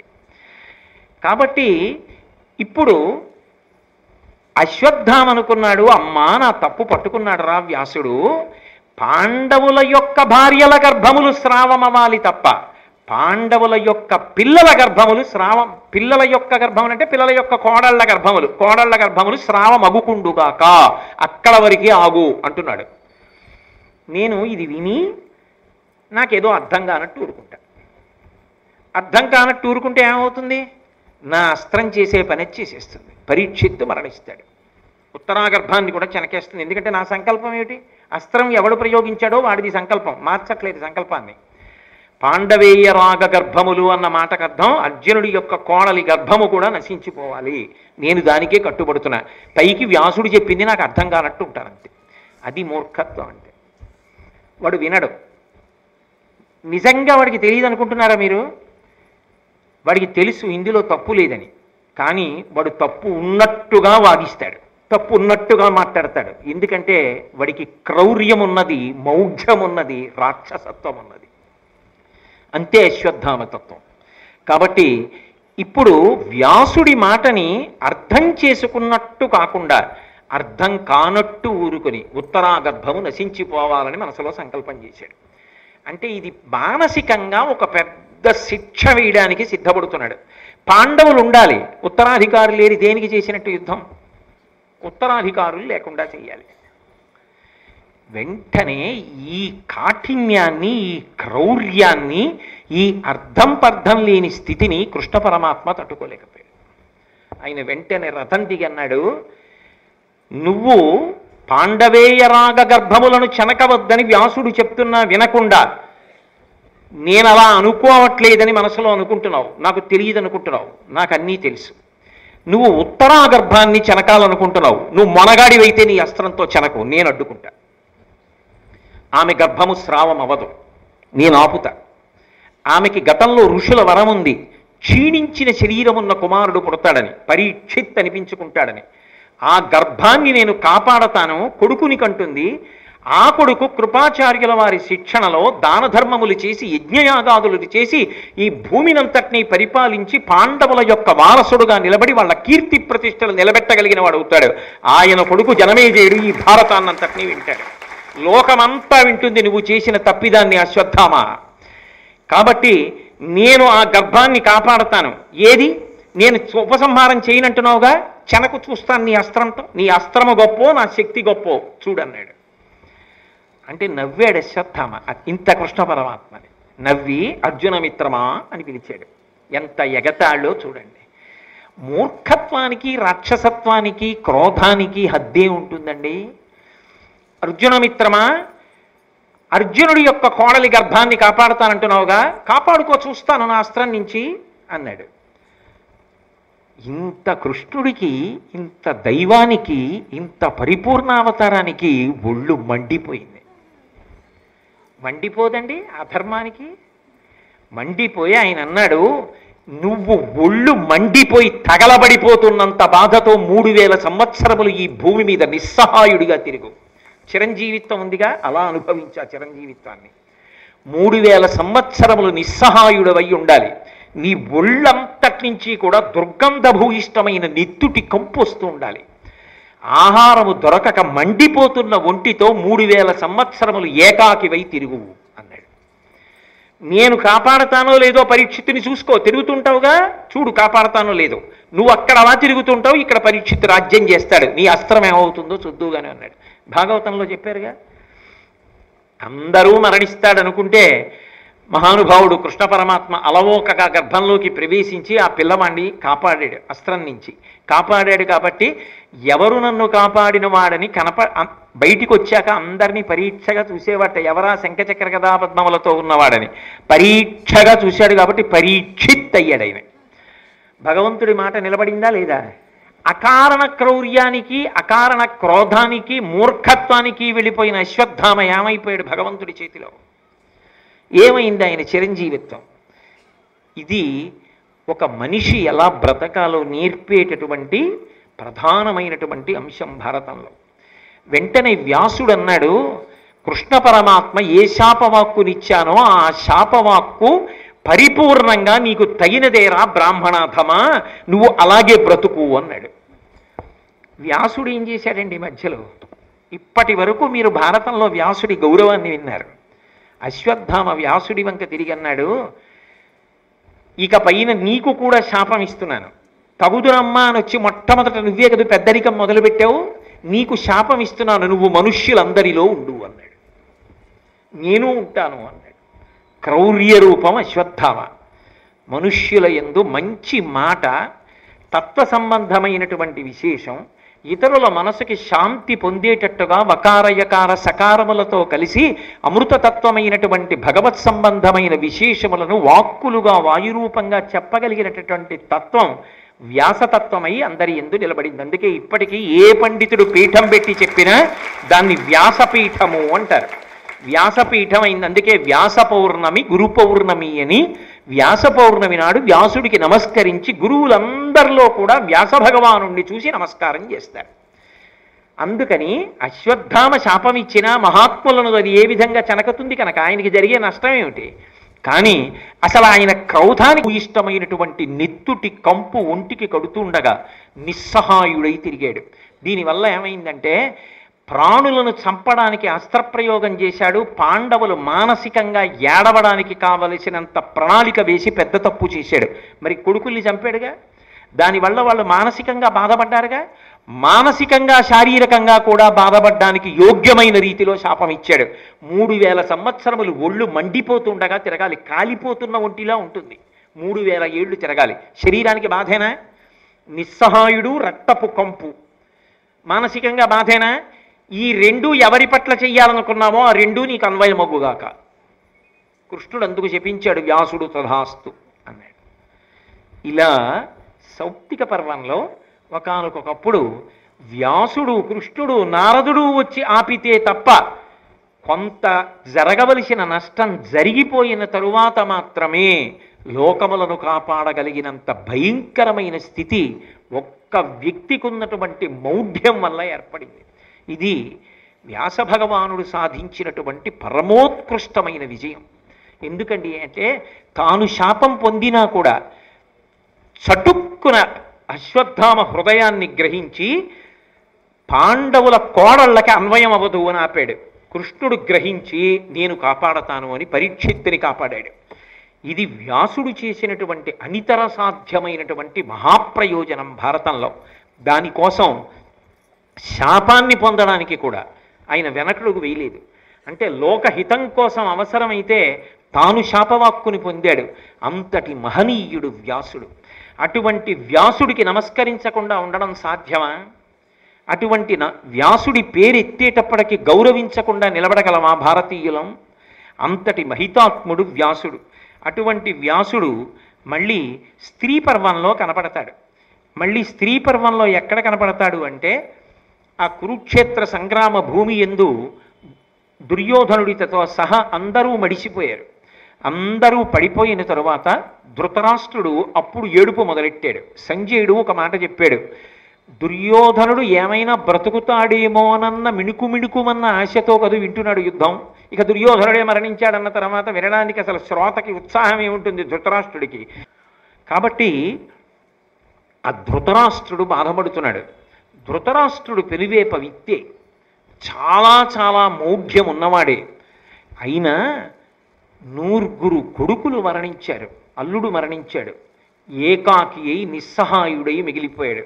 అటువంటప్పుడు సాధ్యమైనటువంటి మహాప్రయోజనం భారతంలో. దానికోసం శాపాన్ని పొందడానికి కూడా ఆయన వెనకడుగు వేయలేదు. అంటే లోకహితం కోసం అవసరమైతే తాను శాపవాక్కుని పొందాడు. అంతటి మహనీయుడు వ్యాసుడు. అటువంటి వ్యాసుడికి నమస్కరించకుండా ఉండడం సాధ్యమా? అటువంటి వ్యాసుడి పేరెత్తేటప్పటికి గౌరవించకుండా నిలబడగలమా భారతీయులం? అంతటి మహితాత్ముడు వ్యాసుడు. అటువంటి వ్యాసుడు మళ్ళీ స్త్రీ పర్వంలో కనపడతాడు. మళ్ళీ స్త్రీ పర్వంలో ఎక్కడ కనపడతాడు అంటే ఆ కురుక్షేత్ర సంగ్రామ భూమి యందు దుర్యోధనుడితో సహా అందరూ మడిసిపోయారు. అందరూ పడిపోయిన తరువాత ధృతరాష్ట్రుడు అప్పుడు ఏడుపు మొదలెట్టాడు. సంజయుడు ఒక మాట చెప్పాడు, దుర్యోధనుడు ఏమైనా బ్రతుకుతాడేమోనన్న మిణుకుమిణుకుమన్న ఆశతో కదు వింటున్నాడు యుద్ధం. ఇక దుర్యోధనుడే మరణించాడన్న తర్వాత వినడానికి అసలు శ్రోతకి ఉత్సాహం ఏముంటుంది ధృతరాష్ట్రుడికి.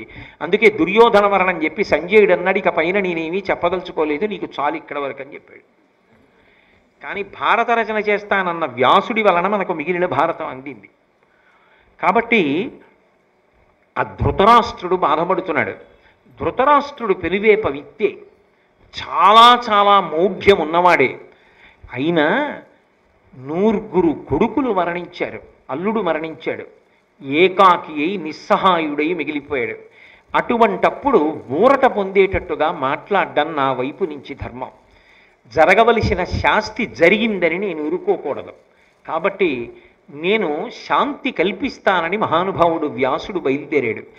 వ్యాసుడిని మీరు పరిశీలిస్తే అభిమన్యుడు చనిపోయినప్పుడు ధర్మరాజు దగ్గరికి వెళ్ళాడు, కొడుకులు చచ్చిపోయినప్పుడు ధృతరాష్ట్రుడి దగ్గరికి వెళ్ళాడు, భీష్ముడు చనిపోయినప్పుడు గంగ దగ్గరికి వెళ్ళాడు, కష్టాలలో ఉన్నప్పుడు పాండవుల దగ్గరికి వెళ్ళాడు. అలాగే పాండురాజు మరణించినప్పుడు తల్లి సత్యవతీదేవిని ఓదార్చాడు. 1కి 10 మాటలు ఎక్కడ ఏ కుటుంబమైనా కష్టంలో ఉంది అంటే ముందు వెడుతుంటాడు వ్యాసుడు. అంటే వ్యాసుడి జీవితాన్ని పరిశీలనం చేసినప్పుడు మనం నేర్చుకోవలసిన మొట్టమొదటి లక్షణం ఏది అంటే, ఒకరు కష్టంలో ఉన్నప్పుడు వెళ్ళి ఓదార్చడానికి మాత్రం వెనకంజ వేయవద్దు. కాబట్టి ధృతరాష్ట్రుడి దగ్గరికి వెళ్ళి ఒక మాట చెప్పాడు, నీవు ధర్మభంగి నిరుగనేర్తు నీతి కౌశలం బావహిల్లు నీదు మనంబునందు కాన నేను శౌకావిలత్వముడు పబూని అరుగుదించితిన్ సుతా భావజనిత దుఃఖ వార్ధిపార మయుదు పుత్రక. కొడుకుని పిలిచి అన్నాడు, ఓ ధృతరాష్ట్ర మహారాజా, నీకు ధర్మం అంటే ఏమిటో బాగా తెలుసు, ధర్మ సంబంధమైనటువంటి కౌశలము కూడా నీ యందు ప్రవర్తిల్లింది, నీకు బాగా తెలుసు. అయినా కూడా కొడుకులు పోయారు కొడుకులు పోయారు కొడుకులు పోయారు అని ఏడుస్తున్నావు. ఈ దుఃఖం అంతా ఎక్కడి నుంచి వచ్చింది? ఒక భావము నుండి వచ్చింది. ఇది అంత తేలిక మాట కాదు సుమండి. మీరు గమనించండి, ఒకడు ఏదో పోయిందని ఏడుస్తున్నాడు, చాలా విలువైన వస్తువు మెడలో వేసుకున్నాడు, కష్టపడి 30 ఏళ్ళు సంపాదించి దాచి దాచి ఏదో హారం కొనుక్కుని మెడలో వేసుకున్నాడు. లేకపోతే అంతవరకు ఎందుకు, హారం వరకు ఎందుకు, ఉపనయనంలో భిక్ష కింద మాతృభిక్ష కింద వాళ్ళ అమ్మగారు ఇచ్చిన ఉంగరం, అది ఆయన వదలడం. అమ్మగారు భిక్షలో ఇచ్చిన ఉంగరం ఆనాటి నుంచి ఆయన శరీరం కట్టెల మీదకి వెళ్ళిపోయే వరకు అది అలాగే ధరించి ఉండాలనుకున్నాడు, అలాగే పెట్టుకుంటాడు. ఆ ఉంగరం జారి పడిపోయింది, ఆ ఉంగరం కనపడలేదు, ఏడుస్తుంటాడా? అమ్మ గుర్తొచ్చింది, ఉపనయనం గుర్తొచ్చింది, నాన్నగారు చేసిన మంత్రోపదేశం గుర్తొచ్చింది, అయ్యో ఆ ఉంగరం పడిపోయింది అని వెతుక్కుంటున్నాడు. చాలా బాధలో ఉన్నాడు. ఇంత బాధలో ఉండగా ఏదో పెద్ద చప్పుడు వినపడింది. ఏమిటి ఇంత పెద్ద చప్పుడు వినపడిందని అటుగా చూశాడు. చూసేటప్పటికీ సాధారణంగా జనం మధ్యలో ఎప్పుడూ కనపడనటువంటి ఒక ప్రముఖ చలనచిత్ర నటుడు అలా వెడుతున్నాడు, జనం వెంటపడుతున్నారు. ఒక్కసారి ఆయన అటు చూసి ఇదేంటి ఈయన ఇక్కడికి వచ్చాడు అని చెప్పి అలా చూసి ఒక్క క్షణం ఆగాడు. మనసు ఎప్పుడైతే ఇది వదిలి అది పట్టుకుందో ఇతను ఏడుపు మర్చిపోతాడు. మనసు లగ్నమైతే ఏడుపు, మనసు లగ్నం కాకపోతే మళ్ళీ గుర్తొస్తుంది, ఇదేమిటి అది చూస్తూ ఊరుకున్నాను, నా ఉంగరం పోయింది, మళ్ళీ ఏడుపు మొదలు. ఎంత పెద్ద మాట మాడుతున్నాడో చూడండి వ్యాసుడు. భావజనిత దుఃఖము, కొడుకులు పోయారో కొడుకులు పోయారో కొడుకులు పోయారో ఇదే ఆలోచిస్తున్నావు, అందుకు ఏడుస్తున్నావు. కాదయ్యా, పోనివాడెవడున్నాడు? వెళ్ళిపోయేవాళ్ళు వెళ్ళిపోతారు. ఒక్కొక్కసారి పండు రాలిపోతుంది, ఒక్కొక్కసారి పిందె రాలిపోతుంది. పిందె రాలిపోవడమే భగవంతుడి యొక్క నిర్ణయం అయితే పిందె రాలిపోవుగాక, పండు రాలిపోవడం భగవంతుడి నిర్ణయం అయితే పండు రాలిపోవుగాక.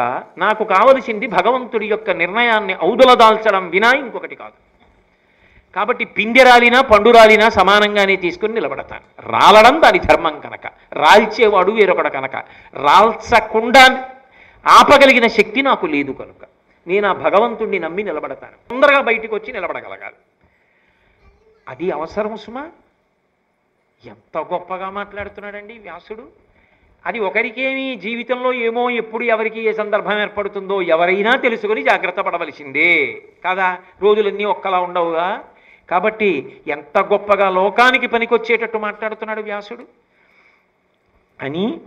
భూతములు అనిత్యములు నీవీ తెరివెప్పుడును విందువు, అహీన ధృతిన్ నీ చేతోగతి నలవరుపుము, భూతానిత్యత్వమదియ పుచ్చును వగలన్. నీకెందుకు ఏడుస్తున్నావు? ఎందుకు ఏడుపు వచ్చింది? నీ పిల్లలు పోయారని. పోకుండా ఉండిపోయింది ఏదైనా ఉందా అని ఆలోచించడం మొదలుపెట్టు. ఏదీ లేదుగా, అన్నీ పోయాయిగా. కానీ ఒక్కొక్కటి పోవడానికి ఒక్కొక్క కారణం ఉంటుందంతే. 1,000,000 మంది వైద్యులు కూడి వచ్చినా కానీ మరణమయ్యడి వ్యాధి మాన్పలేరు. ఏదో కారణం, నింద లేకుండా బొందిపోకూడదు కాబట్టి ఏదో ఓ కారణం చెప్పాలి. ఆ కారణం లేకపోతే డెత్ సర్టిఫికెట్ ఇవ్వడానికి ఉండదు. డెత్ సర్టిఫికెట్ లేకపోతే లీగల్ హెయిర్ సర్టిఫికెట్ లేదు. లీగల్ హెయిర్ సర్టిఫికెట్ లేకపోతే ఆయన పేరు మీద ఉన్నవి వాడుకోవడానికి లేదు. అందుకనో కారణం ఉండాలి తప్ప అసలు పోకుండా మాత్రం ఏ కారణం లేకుండా పోయినవాడు ఉంటాడా? ఉండడు. వైద్యుడికి తెలుస్తుంది ఏ కారణానికో పోయాడు. ఏ కారణం లేకపోతే గుండె అయిపోయింది. ఎందుకు అయిపోయిందో ఆయనకి తెలియాలి తప్ప ఎవరికి తెలుస్తుంది? ఆగిపోయిన వాడికి తెలియదు, ఆగిపోయిందని తెలుసున్న వాడికి తెలియదు, తెలుసుకున్న వాడికి తెలియదు. అది విచిత్రం. ఒక్కసారి ఎందుకు అయిపోయిందంటే నేనేం చెప్పనండి అంటాడు. కాబట్టి లోకంలో ఏది ఉండిపోయిందని ఆలోచించవయ్యా. అప్పుడు వీళ్ళు పోయారన్న బెంగ నీకు తగ్గుతుంది. సమస్యకి విరుగుడు ఎంత బాగా చెప్తాడో చూడండి. అది అందరూ చెప్పలేరు సుమండి. అసలు ఏ శోకమునందున్న వాడినైనా శోకము నుంచి బయటికి తీసి స్వస్థత కల్పించి నిలబెడితే తర్వాత వాడు తన కర్తవ్యం తాను చేసుకుంటాడు. అలా మాట్లాడాలంటే శాస్త్ర ప్రావీణ్యం ఉండాలి. మాట్లాడేటప్పుడు యువతల వాడికి చీకాకు కలగకూడదు. నీకేం చెప్తా వేదాంతం అనేటట్టు ఉండకూడదు. అందంగా ఉండాలి. ఎంత బాగా మాట్లాడతాడో అది ఆ ఒక్క వ్యక్తికి అన్వయం కాకూడదు. తర్వాత లోకంలో ఎవరికైనా అన్వయం కావాలి. అయితే భారతం ఎందుకు అవుతుంది? ఇన్నేళ్ళైపోయినా 2016 సంవత్సరంలో కూడా కూర్చుని ఇంత మండుటెండలు కాస్తున్నా భారతం గురించి చెప్తానంటే ఇన్ని 100 మంది వచ్చి కూర్చుని ఇంత ఇరుగ్గా వినవలసిన అవసరమేముంది? అది దేశకాలములకు సంబంధం లేకుండా నిలబడగలిగింది కావాలి. అలా మాట్లాడగలగాలి. అది వ్యాస ప్రజ్ఞ. కాబట్టి నీకు ఇంకొక విషయం చెప్తాను, జాగ్రత్తగా విను. అన్నీ నీ చేతిలోనే ఉన్నట్టు, నువ్వే కొడుకుల్లిగా నీసినట్టు, వాళ్ళేదో యుద్ధానికి వెళ్ళిపోయినట్టు, నీ మాట విననట్టు, నీ తమ్ముడి పిల్లలకి బలం ఎక్కువైపోయినట్టు, వాళ్ళు చంపేసినట్టు, నువ్వు పనికి మాలిన వాడివి అయిపోయినట్టు ఏడుస్తున్నావు కదూ. నేను నీకు ఒకటి చెప్పనా? నాకు ఎక్కడికైనా వెళ్ళగలిగిన ప్రజ్ఞ ఉంది ధృతరాష్ట్ర మహారాజా. నాకని కాదు, వ్యాసుడికి. వ్యాసుడు ఎక్కడికైనా వెళ్ళగలడు. కాబట్టి నేను ఒక రోజున దేవసభకి వెళ్ళాను. అక్కడికి భూదేవి ఆర్తనాదం చేస్తూ వచ్చింది. నా మీద పాపుల సంఖ్య పెరిగిపోతోంది. పాపుల సంఖ్య అన్న మాటకు అర్థం ఏమిటంటే శాస్త్రమును పాటించకుండా భోగం అనుభవించేవాళ్ళు. భగవంతుడు ఎలా బ్రతకమన్నాడో అలా బ్రతకకుండా జీవించేస్తుంటాడు వాడు. కానీ భూమి ఇచ్చినటువంటివన్నీ అనుభవిస్తాడు. భగవంతుడు ఇచ్చినవన్నీ అనుభవిస్తాడు. ఆయన ఇచ్చిన కళ్ళతో అన్నీ చూసి ఆనందిస్తాడు. ఆయన ఇచ్చిన నోటితో అన్ని తిని ఆనందిస్తాడు. ఆయన ఇచ్చిన ముక్కుతో వాసన చూసి ఆనందిస్తాడు. ఆయన ఇచ్చిన చర్మంతో ముట్టుకుని ఆనందిస్తాడు. ఆయన చెప్పిన మాట మాత్రం వినడం. అది పాపం. అది భారం భూమికి. సంఖ్య భారం కాదు, బరువు భారం కాదు. భగవంతుడి మాట వినకపోవడం ఆవిడికి భారం. ఆ భారం తగ్గిస్తానని మీరు అన్నారు దేవతలారా. కానీ ఆ తర్వాత ఆ ప్రయత్నం చేసినట్టు కనపడలేదు. మీరెవరూ రాలేదు. వాళ్ళు అలాగే పెరిగిపోతున్నారు. మరి ఎలా అని అడిగితే శ్రీ మహావిష్ణువు భూదేవిని ఉద్దేశించి ఒక మాట చెప్పారు. వినుము. ధృతరాష్ట్రుడను రాజు తనుజ శతము బడయు, దుర్యోధనుండు అనంబడు పరగు పెద్ద కొడుకు, నీ భారమంతయు నుడుపునతడు, తడయక ఎడునది వగదక్కుమబల. ఓ అబల, ఓ భూదేవి, నువ్వు భయాన్ని విడిచిపెట్టు, దుఃఖాన్ని విడిచిపెట్టు. ఎందుకంటే ధృతరాష్ట్రుడను రాజు తనుజ శతము బడయు. ధృతరాష్ట్రుడనేటటువంటి ఒక రాజుకి 100 కొడుకులు పుడతారు. దుర్యోధనుండనబరుగు పెద్ద కొడుకు, అందులో పెద్దవాడి పేరు దుర్యోధనుడు అని ఉంటుంది.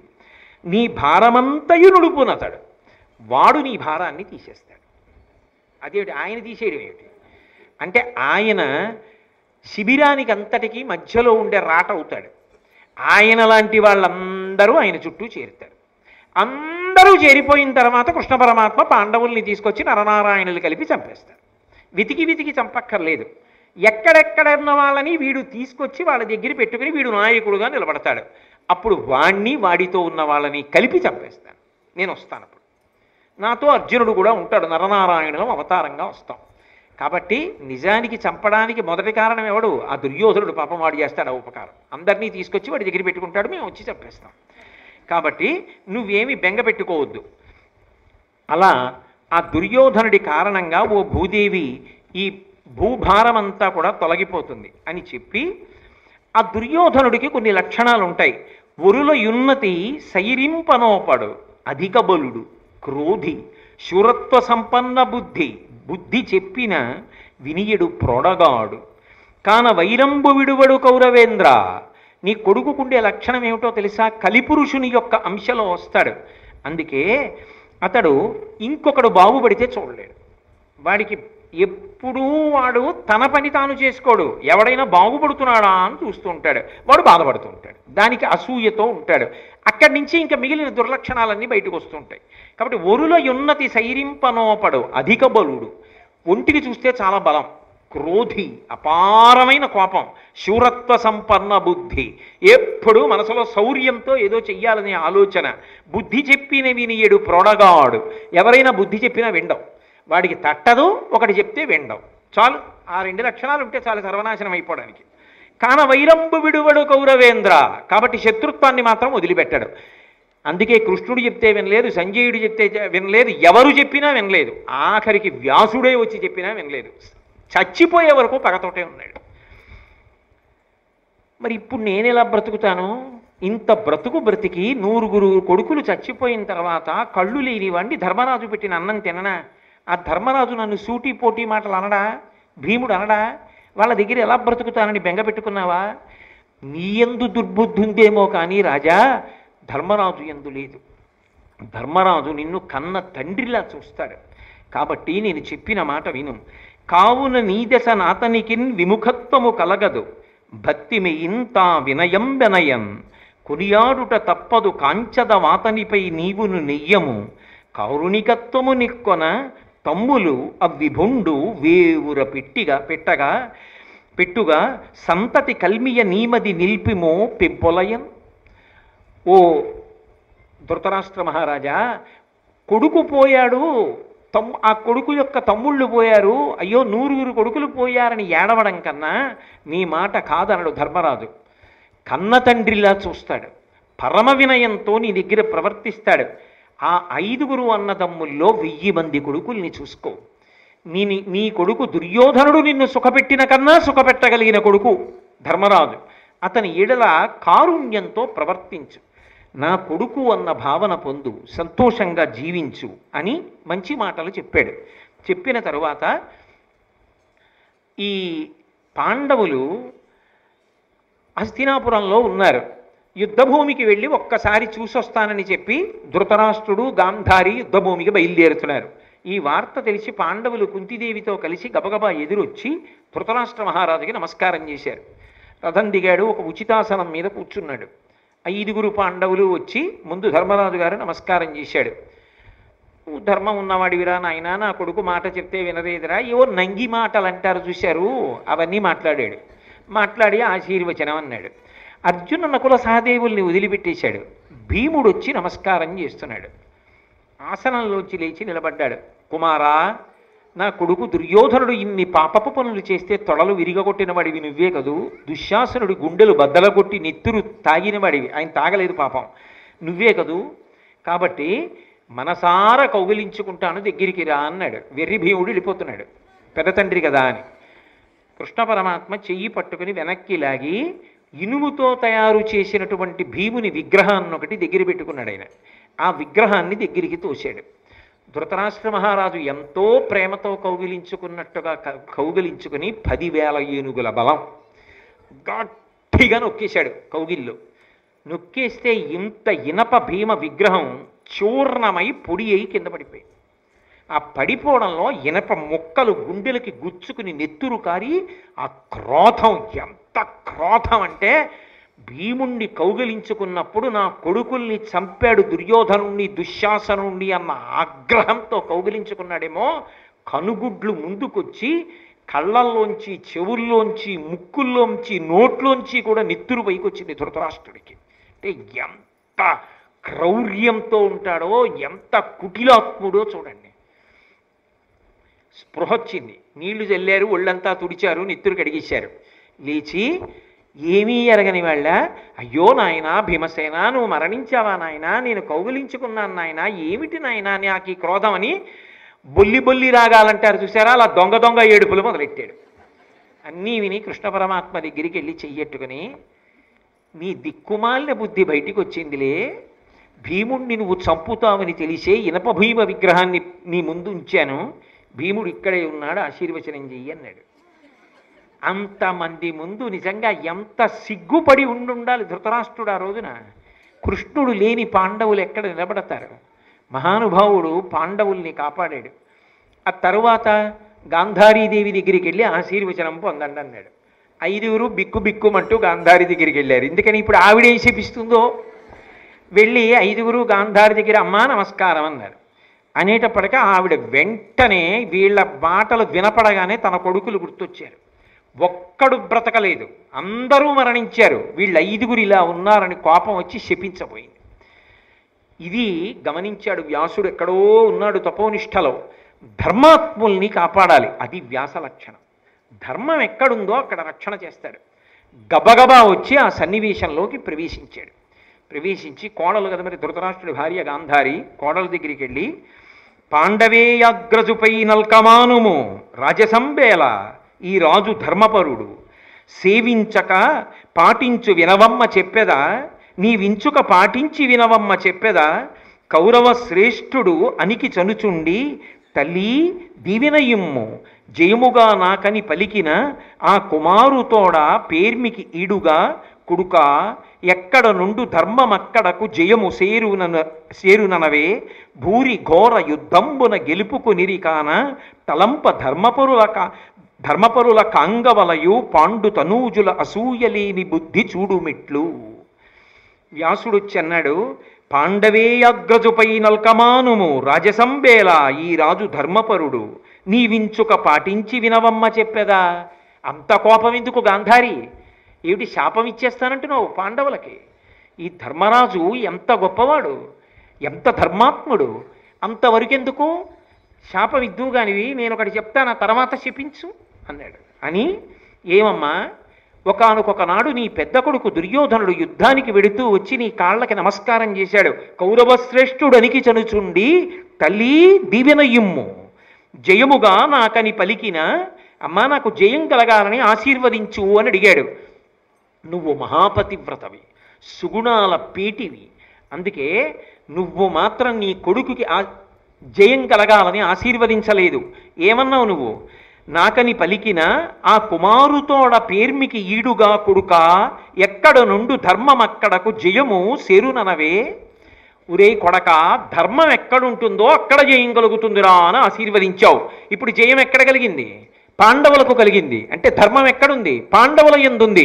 మరి నువ్వే ఆశీర్వచనం చేసి ధర్మం ఎక్కడుందో అక్కడ శాపం ఇస్తావా? అదే నీ గుణం.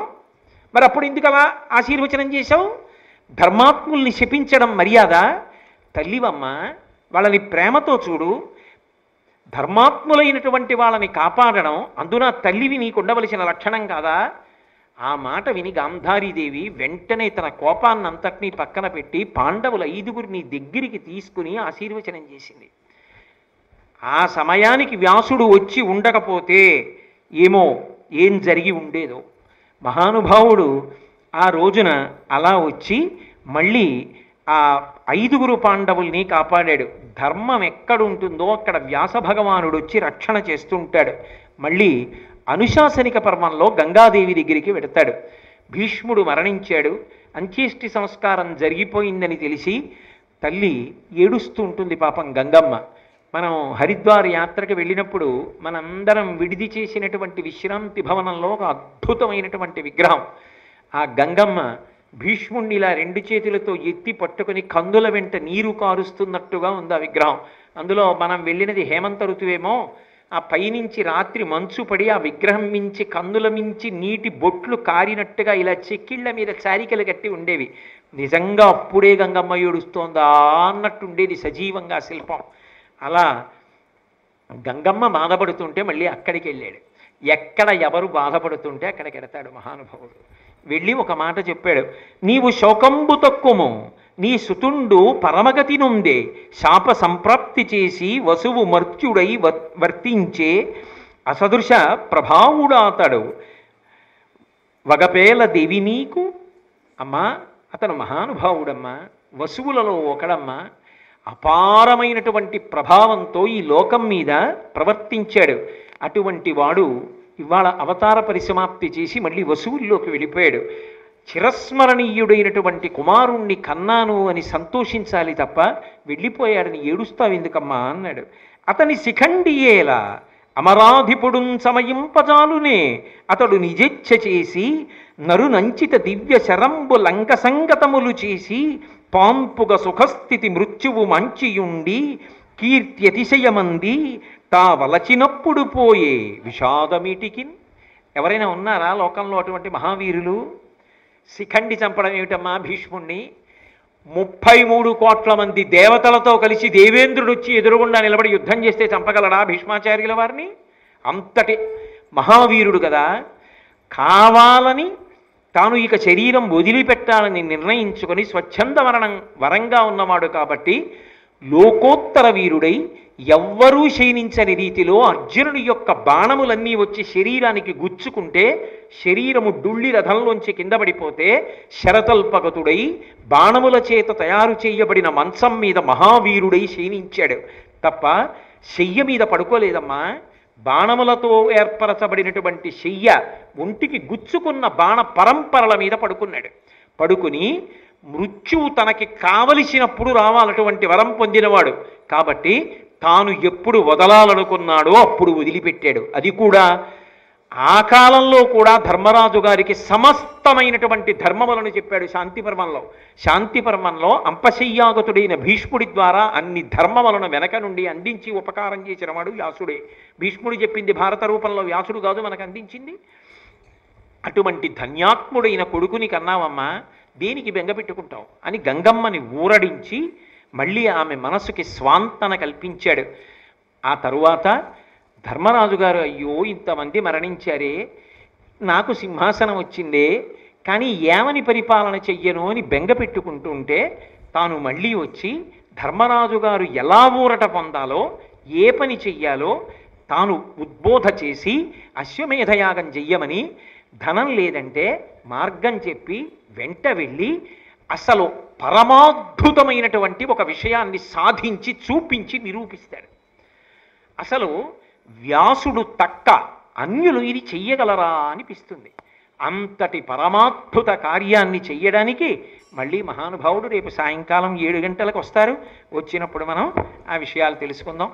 మంగళాశాసన పరై మదాచార్య పరోగమై సర్వైశ్చ పూర్వైరాచార్యై సత్కృతాయాస్తు మంగళం. మంగళం కోసలేంద్రాయ మహనీయ గుణాత్మనే చక్రవర్తి తనూజాయ సర్వభౌమాయ మంగళం.